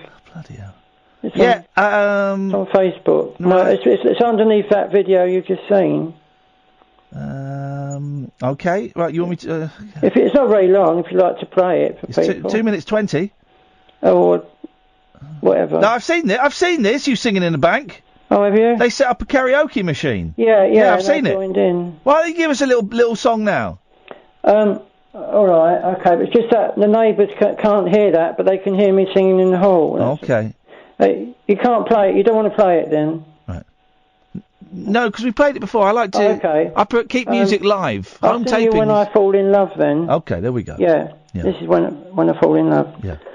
When I fall in love, it will be forever, or I'll never fall in love. I've forgotten the words. I think Nigel, we got the vibe. Hey, listen, man. My throat's gone a bit funny talking. Honey and lemon. I'm very tired. Honey and lemon is what you want, buddy. All right, listen, Nigel, take care. I'll speak to you in the week. I'm very tired because of the shock of looking at her. We'll go and have a little lie down, man. It's very I'm going to have a bit of a sleep in a minute. Good lad. All right, Nigel, we'll speak to you in the week. Take care, man. Thank you very much indeed. 0344 499 1000. Good evening, Louise. Good evening. How are you? All right, thank you. What you got? Good. Okay. Just glad to hear Nigel's a little more, not upbeat. That's not the right word, but he's getting support. Yep, that's the important thing. It is very, very much so. I think everybody's heart goes out to him. But why am I ringing in? I would like to put my name... Don't! Stop going on about the bloody logbook! Stop! Stop it! No! We are doing this one at a time because of Gerard the thief! We are doing the logbook one at a time! No one is putting... Shut up! No one else is putting their name down. It is getting sent to Eben, recorded delivery. He will have it, he will send it back, recorded delivery. And then someone will put their name down. That was the problem before. No! Is the answer to that, Louise. Oh, okay. But thanks for calling. Yes, Dan. Jesus Christ. Yes, Dan. Hello, Ian. Hello, Dan. Just back from Stephen Page at the Empire in Belfast. Yeah, I'm just looking at pictures of Stephen Page at the Empire in Belfast. Right, yeah, it was brilliant gig. The cello pedal was something else. Kevin Fox, man. Kevin Fox, what a guy. What a guy, isn't he? The guy's a genius. Yeah, and the other one as well, he's really good. Craig Northey. I bought Kevin's, because I had one of Kevin's albums. I bought the other ones when I was there the other night. I thought, do you know what? I've got to get me... in fact, when we come back, we'll play his version of... When I saw them on Friday, he dedicated his version of... the Eurythmics song that now escapes my head. He dedicated it to me, so I'm going to play that when we come back after midnight. Brilliant. Yeah, they're good. Steve Page's voice is incredible. The band is great. It's a great vibe, great atmosphere, lovely city, Belfast. We love it. The last caller was just from Belfast.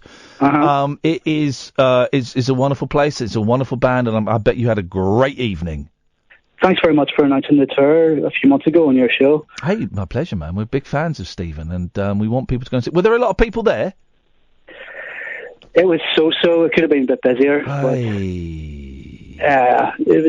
was a good gig. Hey. Well, there you go. You saw something very special, Dan, because that's some band. Hey, thanks for letting me know. It's appreciated. Let's go to Simon. Good evening, Simon. Hello, it's your favourite dullard here. Yes, come on, let's get to the meat and two veg. I've got a couple of things, actually, Does the name Creed Kafer mean anything to you? I can't understand because you're talking, it's hard to hear you. Does the name what? Creed Kafer. No. Okay, so, you know Most Haunted? Yes. You know Derek Acora? Yes. Don't just say. This. I hate phone calls where people get they do 5 words and it's a question, so you have to go. Yeah. I'm not sure. Just tell me the flipping story, man. So when Most Haunted decided that they were going to find out if Derek Acora was a fraud or not, the producer or the special medium guy on there, he created a character called Creed Kafer, and he wrote it down and he left it for Derek to find. He made out that this Creed Kafer was a character. Well, because basically, I know the name Robert walks round, and I know Mary does, but there's this peace and calm, the spiritual activity there with.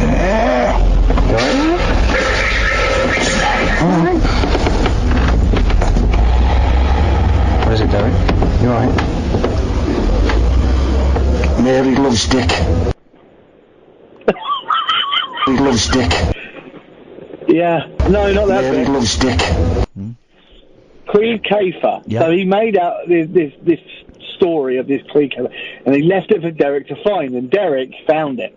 Well, later on in the programme, when he started doing his bits and pieces where he's got people coming to him, this Creed Kafer mysteriously came to him. Right. But the thing is, Creed Kafer spelt backwards is Derek Faker.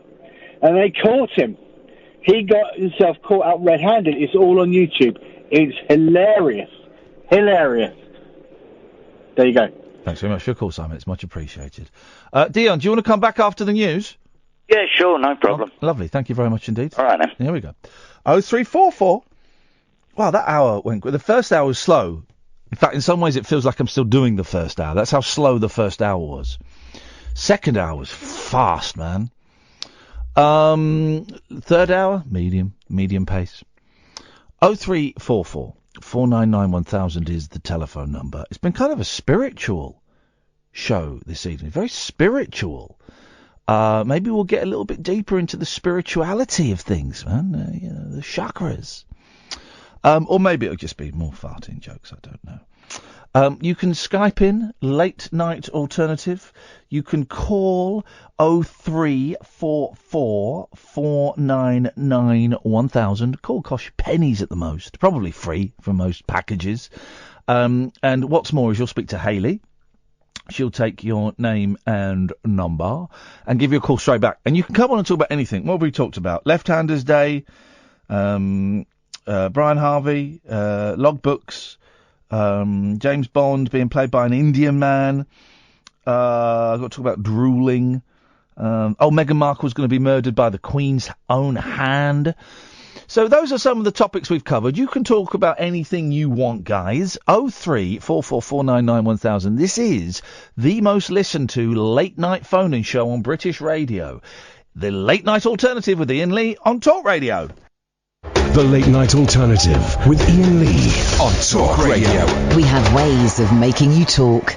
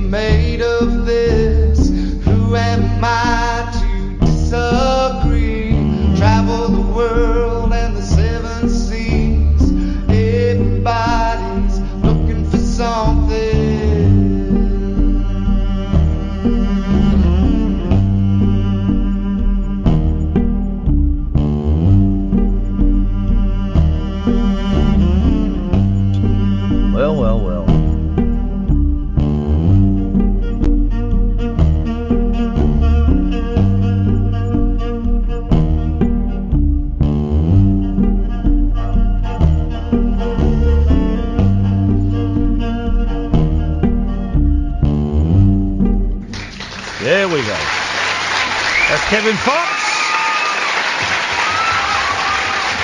who was part of Stephen Page's band, and he's flipping brilliant, and I just think it's genius, and I'm going to be honest. I'm going to be honest with you, Dion. The cello... Yeah, what a great cover. I thought that was brilliant. The cello gets me horny. Laid back for this time of the day. The cello gets me horny. It makes me want to rut. I want to do it. I want to do it with women. I want to do it with men. I want to do it with cellos. I want to do it with trees. I want to do it with a tree that before it makes a cello. I just want to do it. Because the cello does that.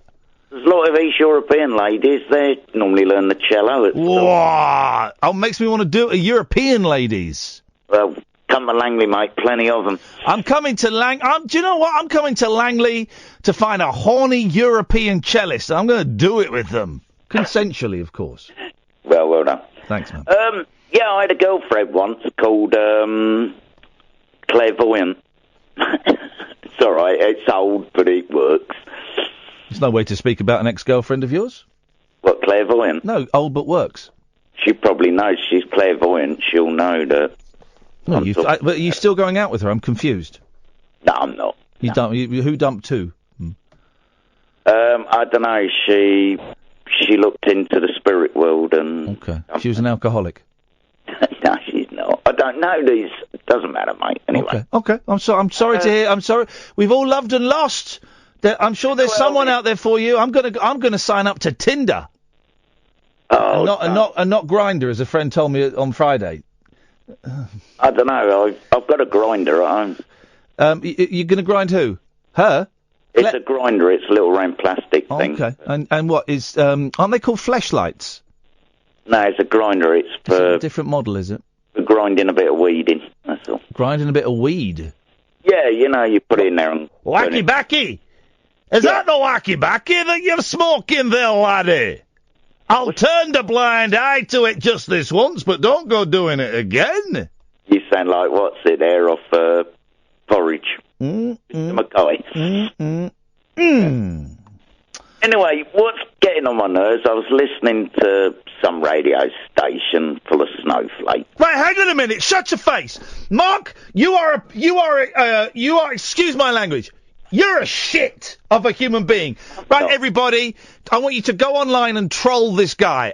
Sort my tax out, right? This guy's called Mark the Bean Counter. He says, right, this is from something that happened that I mentioned 2 hours ago, right?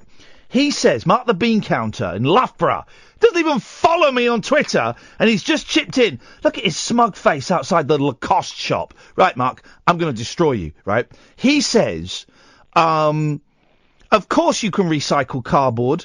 I don't believe you, Ian. Short of things to moan about, you're becoming a night version of James from LBC, right? I know you can recycle cardboard. That's what I said, you thick Lacoste bumming idiot. What I said was, my local council refused to take my blue recycling bin that was full of cardboard, and they left a little sticker on it saying, this is contaminated, these are things we will not recycle, and cardboard was included in it. Clean out it's taken you 2 hours, Mark the Bean Counter outside Lacoste, to compose a tweet that is based on a false premise. Delete that tweet, because that is libelous, and I will sue you. I will sue you, and I will destroy you, and I will have you taken out of Twitter. Out of Twitter. I don't want to almost... Hang on a minute, Dion. I had to take a breath there.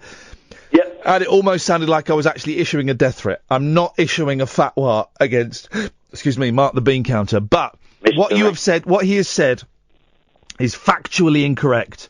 And he is an SH1T. And I apologise for my bad language. I do apologise. I don't know. Do people actually wear Lacoste anymore? This guy stood outside the shop, so I don't know. I just don't know. Well, it is in Loughborough, so they're about 2 years behind us. I'm not going to diss a region. I'm never ever dissing a region, because that only ends in misery for that person who does the dissing. But yeah, I've just treated Mark, and you can all see him now, and you can send him your thoughts. Right. Well, send me a link. Sorry? What's really getting on my nerves, people keep talking about, is about the high street. Oh, yeah. The online shopping is ruining it. Yeah. But I think online shopping is brilliant. Right, well, yeah, but it's... well, online shopping is brilliant, but, yeah, it's ruining the high street. I don't think so. I think the high street is ruining the high street. Hang on, how is the high street ruining the high street? Well, it's the local councils, local government. You can't park there, and if you do, you're scared of getting a ticket. Here's the thing, that where I've just moved, my local high street, guess what? In the high street. Go on. You can park for free for an hour. In the high street. That is brilliant. That is nutso! And I'm not convinced there's even traffic wardens there. So I reckon you can park all day. But no, right, of course you can park. You can park around every town. They've got things called car parks, and you go and park in the car park, the NCP. But you know Slough High Street. If you park in a multi-storey, you have to walk about half a mile to get the High Street. Don't be so bloody stupid, man. They've got rid of one of the car park that was opposite the train station is gone. So you got to park in. You got to park in the Brunel? Is it or the Queensmere? I never remember which is. You're parking the Queensmere. No, they're knocking the whole lot down next year. They're building a Westfield. So in Slough. Yeah, the Queensmere and No, they're not knocking the Queensmere down in Slough. They're not. They're knocking them both down, aren't they? The Queensmere and the Observatory? Yep. No! They have. To build a Westfield? Build a Westfield, yeah. Jeez! That's the worst news. Why? Break that news to me gently. I thought you would have read it. Well, I've moved out of Slough last week, so I couldn't give a stuff. I know. But hang on. How can you argue? How can you say that the internet online shopping is not killing the high street? Of course it is, because I've ordered 3 things during the show. Instead of thinking, I think I might go to the high street tomorrow, I've ordered 3 things while the show is on, and I'll get them Wednesday. I've ordered a Ouija board that's coming on Wednesday. All right. Would you get that at Amazon? Yes, mate. Oh, you would. I ordered some batteries last week from, Amazon. Yeah. Right. So you didn't go to the high street? No, because I'd have a job selling them. They're for a drone, and they're special batteries. Right. Okay. Well, hang on a minute. Well, no, this is exactly. So 10 years ago, you'd have gone to Dixon's or Curry's, right, or Maplin's to get those batteries, and you'd have been able to get them. But those shops now it's shut. So yes, exactly. Now it's shut because people like you kept buying drone batteries on Amazon, not in Maplin's. Well, Dixon's is shut, or Curry's. One of them is shut. Yeah, I get my monthly shopping from Asda once a month, and I have it delivered. It costs $2.50. So you don't even go to Asda's not on the high street in Slough though. There's no, it's over in Sydenham, isn't it? Yeah, so that's not even you're just arguing against yourself. Yeah, but it's easier. I do not want to traipse. Here we go. Exactly. It's easier. You don't want to traipse. And that's it. And now you can do it from home on your telephone. You tap in a few things. Internet shopping is easier because people don't want to traipse around. No one wants to traipse anymore. No one even wants to say traipse. Kids don't even know the word traipse. They would spell it with a Y, not an I. That's how stupid these millennial idiots are. And because we don't want to traipse, or as I like to call it, mooch, the high street's dead, man. Yeah, but Ian, I'm agoraphobic, so the last thing I want to do is... Shut your face. You can't bring that in 10 minutes into an argument about how the internet is not killing the high street and then go, oh no, actually, the reason I don't go is because I'm agoraphobic. You walked back from Cyprus 3 times. Crete. You walked back from Crete 3 times. A long time ago. Yeah, exactly. So you can't... Listen, the high street is dead. It's over. It's gone. Get over it. Mary Portas, all of the guy from Wix, everybody... It's over. House of Fraser is gone. B&Q is gone. Texas is gone. Curry's is gone. Marks and Spencer's is gone. They are all... Aretha Franklin is gone. They are all gone. Right? They're all gone. And it's finished and it's over and that's great. I was listening to Aretha Franklin earlier. She was still there. Okay, well, she wasn't in Slough. She wasn't in Slough High Street. No, I listened to her on YouTube. Okay, well, that's a good place to go. You should go to the local record store and buy her CDs instead of listening on YouTube. I don't want all the clutter with. Thank you very much indeed. A lot of people telling me, can we fault report the Talk Radio app? Because for the last month, I've had people saying that at 11 o'clock the app freezes and it hits, and can we just send another? It's been done before. Let's just send another, man. That's okay. Well, that was certainly content. That filled 9 minutes of radio time, and that's all we're here for. All this show is filler. All filler, no killer. So we need to fill another 43 minutes. Some of that's going to be filled by adverts, so I reckon we can get it down to about 37 minutes that we need to fill. And it would be easier to fill if you were calling me. 0344 499 1000. Thanks very much indeed. This is Talk Radio. The Late Night Alternative with Iain Lee on Talk Radio. We'll get you talking. 0344 499 1000 is the telephone number. If you want to give us a call, switchboard is empty, so now is a great time to give us a call, guys. You can Skype as well tonight on Late Night Alternative. If you want to give us a Skype, you'd be very welcome to... Oh, this is a funny not funny story. I mean, funny... When I say funny, I don't mean... It's actually a tragic... This is a tragic story for you guys. Listen to this. This is actually a very sad story. I've lost my fiancé and a new kidney. That's unlucky. A kidney patient set for a life-saving transplant from his fiancé needs to find a new donor because they have split. That is tight. That is very tight. To split up with someone and then go, oh, I'm sorry, we split up. I'm still going to get your kidney, though, am I? No, you're not! Oh, bum. J. Charles, 39, was to have Mel Greenall's organ after docs found she was at 100,000 to 1 match. But anxiety... Oh, But anxiety ahead of the October op broke them up. Teacher Jay said, the stress, fear and uncertainty got to us. This is a sad story. Shame on Hayley for saying this was funny. You've probably heard her say it was funny. It's not. This is sad. There's lots of counselling for people with cancer, but nothing for kidney patients. With more support and guidance, we'd still be together. Mel agreed to give up a kidney, so I might live a normal life, but that won't happen now. I'm devastated. This is sad. Jay of Whitby, North Yorks, was diagnosed with a rare blood condition, kidney failure. He has had 2 kidney transplants, was told last October he needed a third.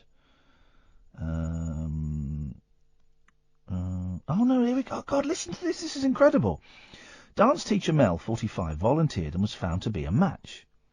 That must be, because most of us have had someone who's, at some point you hear someone near you or near to you has got, an horrific disease. And you go, oh, well, why don't you test me, see if I'm a good donor? And deep inside, you've got to be thinking, oh, God, I hope I'm, it'd be nice to save them and stuff, but I don't want to give them a kidney. Giving them a kidney would be, hey! Ow! Hey! I've just had an email from Dean Torrance from Jan and Dean. Hey Ian, I finally played in Europe and I survived it. Check it out. Wow, Dean Torrance. Dean Torrance just sent me an email. I love that man. I'm living the life. Unlike these poor souls. Dance teacher Mel, 45, volunteered and was found to be a match in January. But the mum of 2 said docs ruled her out after their breakup. Docs ruled her out. She said, I told them I'd still like to donate, but they think it's under duress and wouldn't go for it. Well, that's a sad story, man. That's a sad old story, isn't it? I mean, you split up with a girl, you don't get her kidney. Man alive. Hey, can anyone, I shouldn't really ask for this, I'm in recovery, but can anyone get me some of this monkey dust? I've heard so much about, you heard about monkey dust? I was listening to, I fell asleep the other night listening to BBC London, and it was David Prever, and I woke up. I wonder if I could find it. Let me see. I woke up. Let me see if I can find it. Hang on a minute. We got no callers, so we might as well try and find a little bit of. We got no callers, so we might as well try and play a little bit. Spend a good 20 minutes trying to find a bit from another radio station. Stations. It was funny, man. It was a prank call. It was a proper, good old-fashioned prank call, and it was obvious from like the first minute, like the first second, because this guy cannot believe he's got through, and he is wetting himself laughing the whole time, right? And I'm thinking, why isn't David cut him off? It's obvious that this guy is taking the mick. You have to go away now. Don't start Skyping in now, because I'm trying to find this thing. I need my computer. It was this show. Right, hang on a minute. This could be quite boring in terms of me. Well, the show, but in terms of me trying to find the bit, it was a. I've turned on and starry-eyed. That was. I've got to skip through a bit here. 2000, if you've just turned on. Phoenix. Where did you like how they became? I could have put, there was a limited company, I could have put it in receivership, and I could. Okay. I don't have a producer looking over my shoulder. As far as I know, there's no one looking over. Okay. Hang on. Basically, I've got to skip. Football season starts through a 4-hour show on BBC iPlayer. And it was all. Oh, it's George! Part of my. It's Rainbow George! Island and. It's got Rainbow Bloody George!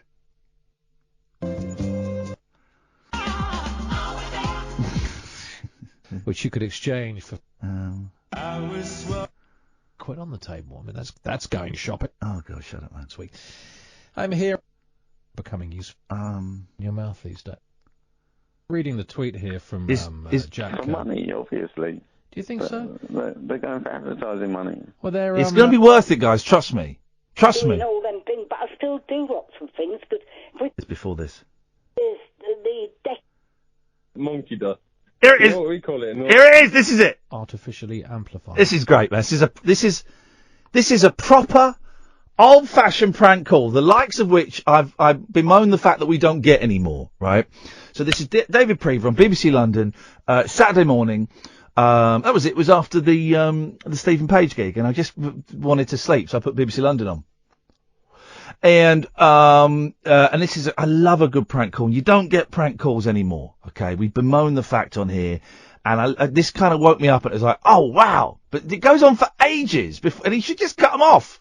Here we go. John, have we lost you? Oh, it's hello. Yeah, your line's John. Keep going as long as we have. What about Boris? Should Boris be censored this week? Boring. Boris is an idiot. He's a buffoon. 0800 731 No, you don't want to know their rubbish phone number because they're losers. Giving it a time to Alex Jones here. You're not going to suddenly hear him on the air. I'm simply using what's happened to him this week. Boring. And the example of how he's been shut down as a trigger for this discussion. Salute the priest. It's a really interesting one about free speech. And again, it's this column. This is what you get on other radio stations. Really, really interesting. And I'd urge you to try and read that if you can today. It makes some really good points in there. Just one other thing before we go on to Kirk in Cheshire. I don't think I've spoken to before. Something completely different for a bit of light and shade.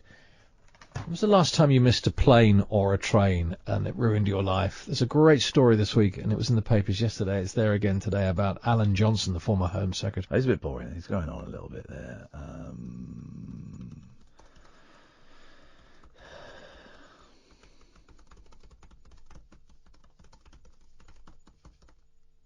I'm just tweeting the boss. At Liam Fisher. There we go. I'm just tweeting the bosses to say, come on, guys, can we... I don't know what Liam's... I don't know what his Twitter handle is, so I don't want to tweet the wrong guy. Fair amount of time. Partly because her makeup was on board. Oh, shut up, man! You're so boring! Get to the funny call! Jeez! Instead. Missing planes and missing flights, missing boats. It's just the worst feeling. I mean, there are worse things, but and my sister at the time was living in Jerusalem. And I thought, oh no, I'm going to have to... By the way, Paul Ross is on at 1 o'clock on this station, and it's such a good show. So much better than the dross. Up the border behind. So much better than the dross that you get everywhere, as you can hear. And I had that... oh, man. Paul Ross.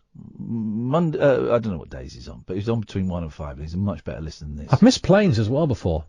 Just get to the call, man! From Frankfurt to London. Chris, I'll be with you in a second. Here we go. Here we go. Here we go. Here we go. That flight as well. This is it. Classic.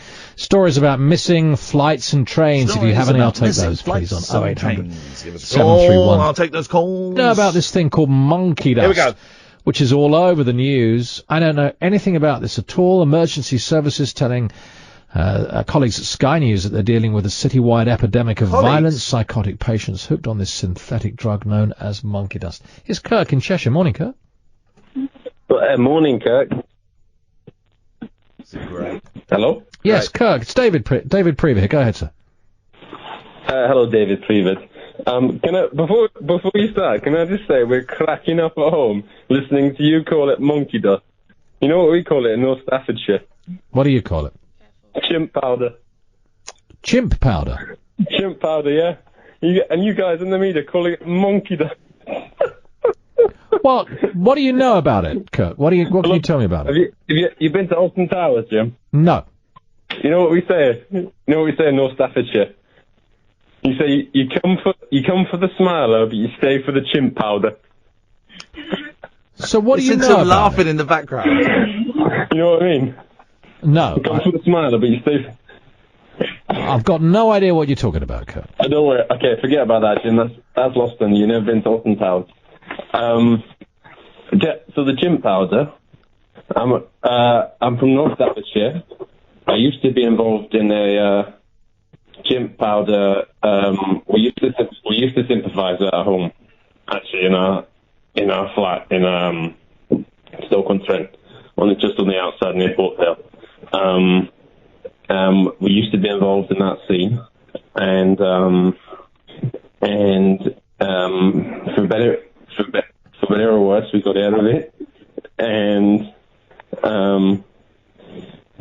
it's horrible. It's horrible what's going on in there. What actually is it, though, Kirk? What is this stuff? You want to know? Yeah, that's why I asked the question. It's I'll tell you what it is. It's about 50% tarmac, and you got people putting that up their noses, and what, people are inhaling this, are they? Is that what it is? People are inhaling it's tarmac. It's raw tarmac. It's tarmac. Yep. Listen to him laughing. I didn't believe myself when I started making it, but you were involved in manufacturing this stuff, were you? Yeah. And it's not just tarmac either. It's actually basically they melt down feathers. Feathers. They melt down feathers. They melt down what, sorry? Feathers. Feathers? Like high grade feathers from the stuff you get in duvets, Right, so it's tarmac and feathers, and what else? Bath dolls. All right, I'm going to leave it right there, because there's someone having a lot of fun at his own expense. No, Unfortunately, the only person who thinks Kirk is funny. I think it's probably Kirk. 0800 731... Incorrect data. I think it's funny. Here's a thing, guys. All right. Here's a thing. We got a dump button at this studio. All commercial radio stations have got a dump button. A 7-second delay. We've got a 14-second delay. If you phone up and you say something I don't like, you swear or you're libelous, I press the dump button. It doesn't get broadcast. The only people that hear it are me, Hayley, and the people on YouTube. That's it. Right. Here's the thing. No BBC stations have a dump button. Local radio doesn't have a dump button. Radio 4, 5 Live, they don't have dump buttons. It all goes out. That means that if you phone someone at like 3, 4 o'clock in the morning and they're not really paying attention because it's late at night and their mind's elsewhere and they're thinking about they've got to pick the kids up from school tomorrow, you can say pretty much anything and it will get broadcast. That's my gift to you, that knowledge. Go and try it. They've got to be quick on the button to cut you off before you finish saying a naughty thing. Good evening, Chris. How's it going? All right. It's going all right, Chris. Yeah, I'm at home in swaddling coat tonight. You're in swaddling clothes? I'm in swaddling coat in Derbyshire, in my hometown. Okay. Good for you. Well, I phoned up to talk about a truck driving thing, but I was just listening to that guy who's on the phone there. Right, you're sounding really muffled. Are you on speakerphone or what are you doing? I am, mate. Hold on. Is that better? Of course it's better. Speakerphone sucks. You know something, mate? That's good advice because yeah. Can you hear me properly now? Yeah. Sorry about that. Yeah, I was just listening to the guy about the monkey dust. I weren't going to talk about this, but it's like... I've got a feeling I'm about to be preverred, but go on, yes? Yeah, well, I mean, I'm a truck driver, but I also do a lot of DJing, trance music, that's my kind of thing. So I'm playing clubs and that. I haven't phoned in to speak about this. It's just carrying on for the previous, just listening to him on the phone. So all these synthetic drugs and that, right? You've got muffled again, man. Sorry, all the synthetic drugs and that are going about, and I speak to people all the time, and there's stupid names for crazy drugs coming out. It's just they're extremely dangerous, and the old-fashioned drugs, the ecstasy. Yeah. Come on, dude, you can do better. I've phoned up radio stations and done prank calls about drugs. I phoned up, I think it may have been Mike Mendoza, or the other guy, and said... I used to listen to Mike Mendoza, okay. Yeah. Well, I phoned up one guy and told them I was a Christian and I ran a Christian youth centre, and that we used to talk to the kids about taking drugs and ecstasy and how it was a bad thing. And in fact, to prove it, we gave them all ecstasy to show them how bad it was, but actually they loved it. So don't listen, Sunshine. Don't try and get one over on me. I'm not. You're about to say that synthetic drugs are rubbish, but the old ones like ecstasy are okay. No, I'm not going to say that. Ecstasy is synthetic, you muppet! It's made in a laboratory! I know, but it's like kind of... what I'm trying to say is, they're trying to get round the drug laws, where they're putting... At the end of the day, people are always... I don't take drugs. People are always going to take drugs. Like it's going to happen for the rest of time. All I'm saying is, they're bringing out all these kind of substitutes and that, which are really, really deadly dangerous. Well, hang on a minute. Heroin's deadly dangerous. Oh, well, heroin is just life can... you're going over the recreational threshold into life control. Yeah, but you're saying that new drugs are deadly dangerous. Guess what? Old drugs are deadly dangerous. Yeah, I didn't even phone up to talk about. Well, then so what did you phone up to talk about, Chris? Let's see what we can do with that. Yeah, well, truck driving. I'm a truck driver. Because I'm a truck driving man. Yeah, and the reason I'm phoning up now is because I would imagine maybe at least 50% of your audience are truck drivers. Shut up, man. So 50%? Come on, are you nuts? I don't know. You're telling me there are 35,000 truck drivers driving around Britain at the moment with DAB in their cabs, and they're all listening they're all driving through the limited parts of the country where you can pick us up on DAB. So 35,000. That's half my listeners. No, it probably wouldn't be that many. Thank you. There probably will be 35,000 trucks on the road now. Exactly! That's why I'm saying your point is flawed, man! Well, maybe I overestimated your... No. You overestimated the number of truck drivers. You underestimated the number of listeners. This is Britain's... And by the way, I want this strapline recorded by the voice. This is Britain's most listened to late-night phone-in show. Well, you know something? I've been listening to a bit of talk radio, but unfortunately, mate, I have now managed to get my new Bluetooth stereo in my truck. So yes, man. Yeah. Yes, man. And I wanted to listen to talk radio. I could only listen to bits of it because, basically, I didn't have the DAB and that, and now I've got it, mate. So I'll be listening. I'm not up this time of night a lot. I do sleep. So I listen every night. You're a pussy. Yeah. You should be on monkey dust. Yeah, well, I've already been called a lightweight once tonight, so... No, but I'll listen in that. I'll listen in Monday nights and a couple of nights. So I'll keep my ear out. What was it? I forgot what I was going to say now. You should go to bed, Chris. You've had too many Yorkies and Ginsters, and you need to evacuate your bowels, and you need to get your head down. You need to get some sleep. You need to sleep. I was going to phone in about a subject, and I was listening down the phone to that guy talk. You've had too many blues. And that got me talking about drugs, and I kind of forgot the original point, which it was basically about truck stops, truck drive. Being kind of like lorry parks and that, a lot of them are being sort of just closed down in town centres and that, and they've got nowhere, so they're just forced in the lay-bys and that. Okay, that's a great story, man. Thanks a lot.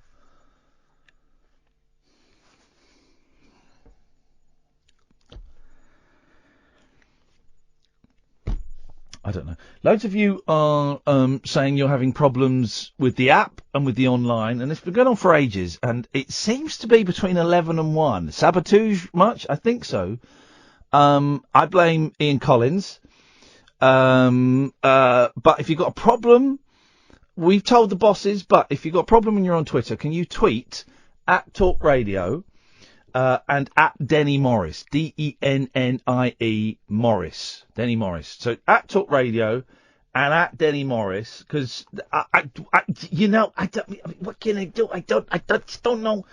And also, if you go to the Facebook page, let me get the Facebook page up. Let me see if I can get it up. Thanks, Charlotte. Charlotte is.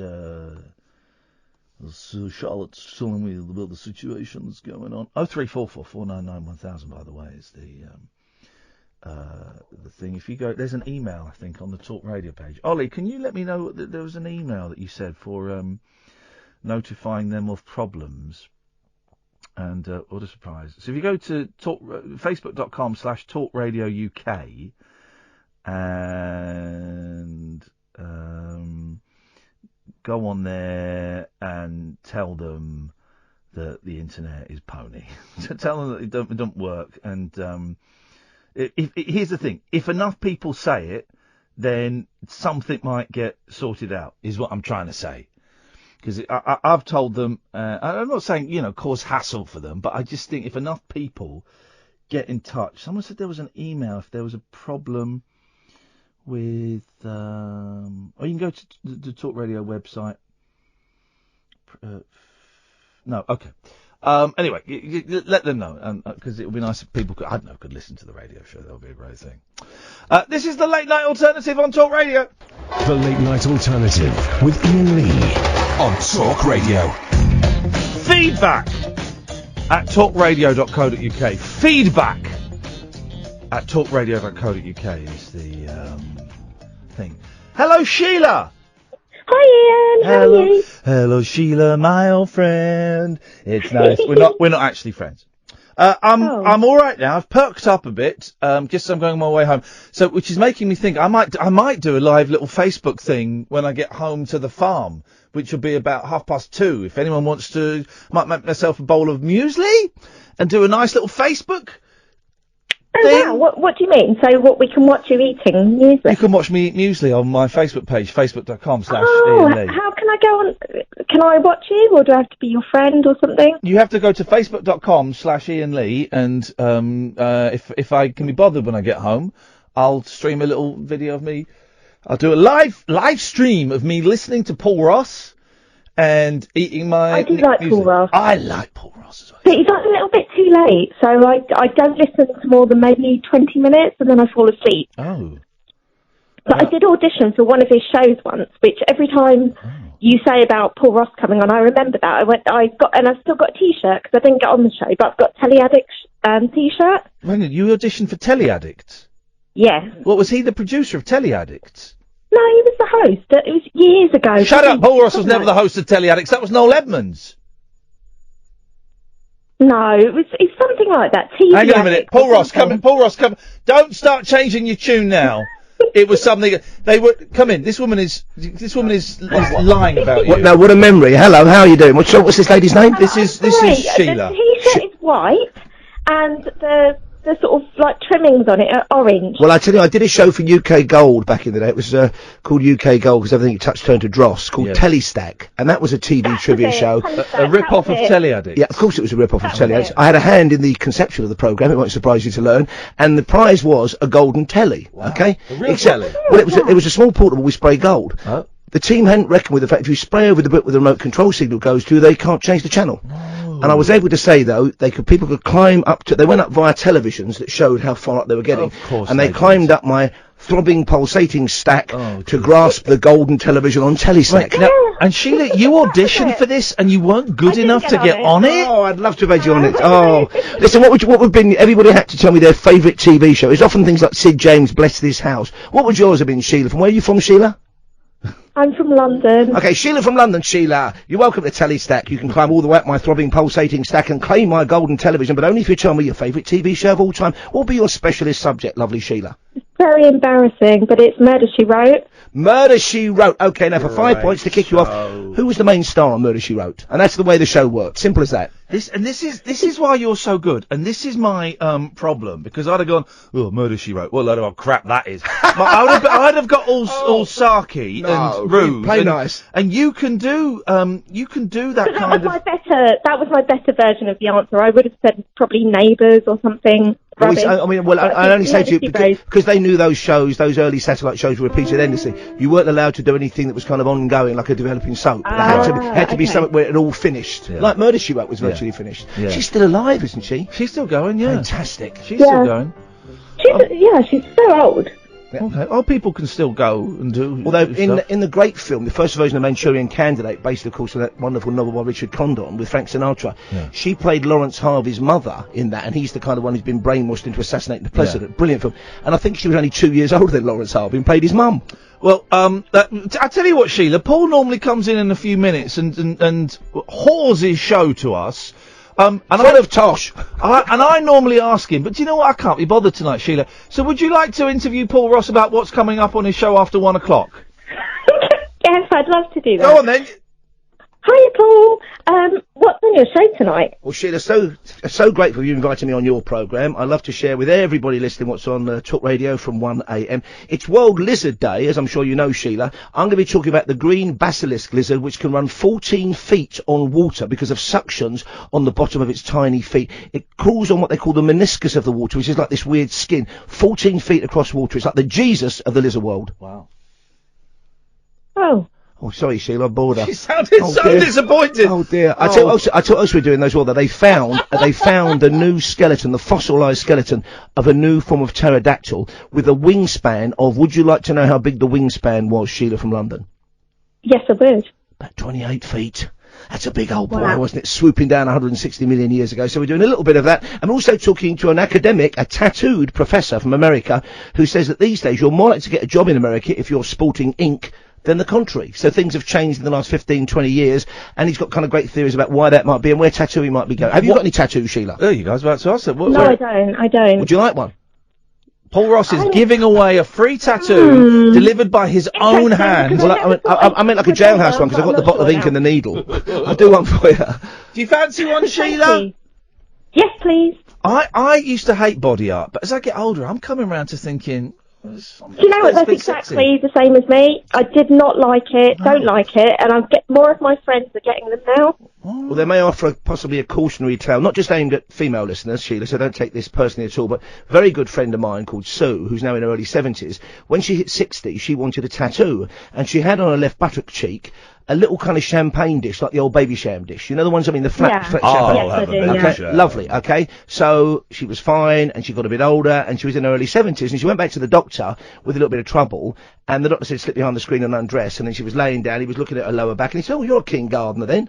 And my mate's true story, my mate says, what do you mean? He said, well, you've got that little spade tattooed on your bottom. And gravity had stretched the champagne dish, so it looked like a mini shovel from a bucket and spade set. Be careful. Katie has just sent me this, Paul. Do you recognise this theme tune?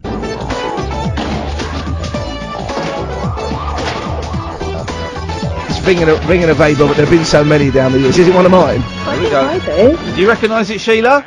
I think I do, yeah. Mr. Television, Paul. Yeah. Telestack! Telestack, mate! The show we were just talking You about. can climb my throbbing, pulsating stack. Paul Ross will be on at 1 o'clock. Thank you, Paul. Sheila, thank you very much. Thank you. Tatty bye. Oh, thank you for that, Katie, as well. 0344 499 1000 is the telephone number if you want to give us a call. This online...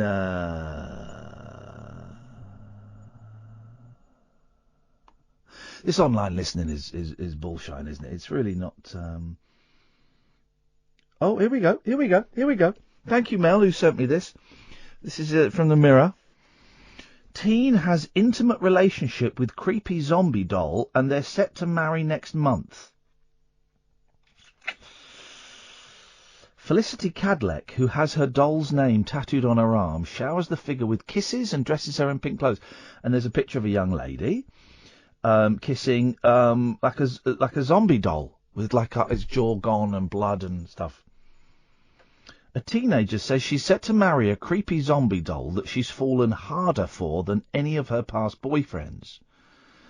Felicity Cadleck claims she has an intimate relationship with the young female doll called Kelly, which is covered in fake blood and has a mangled face. Isn't the world a strange place? Isn't it? Isn't it weird? The 19-year-old, who has Kelly's name tattooed on her arm, showers the disturbing figure with kisses and dresses her in pink clothes. The doll was gifted to Felicity when she was just 13 after finding it on a creepy doll collection website, and the pair are now in love. Felicity, from America... we need that bit of information. Says she plans to marry Kelly next month. The student said, Can we find this girl for tomorrow's show, please, Hayley? It's Felicity Cadleck, Kadlec. Student said, I found Kelly on a creepy doll collection website. I was gifted her when I was 13. But don't worry, guys, if you're worrying about underage zombie doll sex. It wasn't until I was 16 that I started to get feelings for her, but it was something that I kept on trying to deny. See a picture of this flipping doll. Dear God. Dear God. And there's her French kissing it! I have had boyfriends in the past, and I always thought that I was in love with them, but they never made me feel the way I do now. Unfortunately, a lot of people don't understand our relationship, but I am so confident that I'm in love with Kelly, I got her name tattooed on my arm. We have a normal, intimate relationship which is progressing in the normal way. And we are getting married in September. Despite having owned Kelly for over 6 years, Felicity claims it took her 3 years to discover her true feelings for the doll. Oh, it's horrendous. She said, our relationship was on and off since I was 16, because I would tell myself that it was wrong, and break it off. This has got to be a con. This is a gag, right? This is promoting a TV series or a movie or something. I'm not buying this for a second. But over the past year, I've really come to terms with my feelings for her, and I know that my love for her cannot be changed. I'm intimate with Kelly. I caress her and feel safe with her, and I feel a genuine connection when I'm having an intimate moment with her. No, this is a con. This is promoting something. Myself and Kelly are now set to get married in September, as it's the same month as our birthdays, and I've even brought the rings. Although Felicity is confident of her feelings, she claims she has received criticism for her unique relationship. She said, I get a lot of different opinions about Kelly and I's relationship. Kelly and I's, right, relationship, but I expect that. Mine and Kelly's. Hers and Kelly. I know there are some people out there who think I should be with a real human, but to me, Kelly is real. I do even receive criticism from my friends and family. If we go out with them, they won't let me bring Kelly with me. If we go for food, she always has to stay inside the car because people will stare at her, so we're never able to date in public. But regardless of what other people think about our relationship, she makes me happy and I love her, so that's all that matters. I'm not buying that. But see if we can get her on. I'm not buying that. I think that's bullshine. I think that is, that's got to be for a movie or something, hasn't it? If you're on the YouTube channel, I'll send you the link. Here you go. So you can have a little look at it. I don't buy that for a second. Well, that's it. That's your lot. Thank you very much, team, for your help. Thank you, dear listener and dear caller. I'll be back tonight at 10. I'm here for this week, then I'm off next week, and Catherine is hosting the show next week, so that should be a car crash. Don't tell her I said that. It'll just get unpleasant. Don't forget you can download the podcasts if you go to iTunes or Acast or your usual podcast providers. Type in Iain Lee, Late Night Alternative, you'll find it, or if you type in Rabbit Hole, Iain Lee, Catherine Ball, you'll find it all there. You may see me online in about an hour and a half eating muesli and listening to Paul Ross. Go to facebook.com/Iain Lee. That's me done. Paul Ross is up next until 10 tonight. Ta-ta!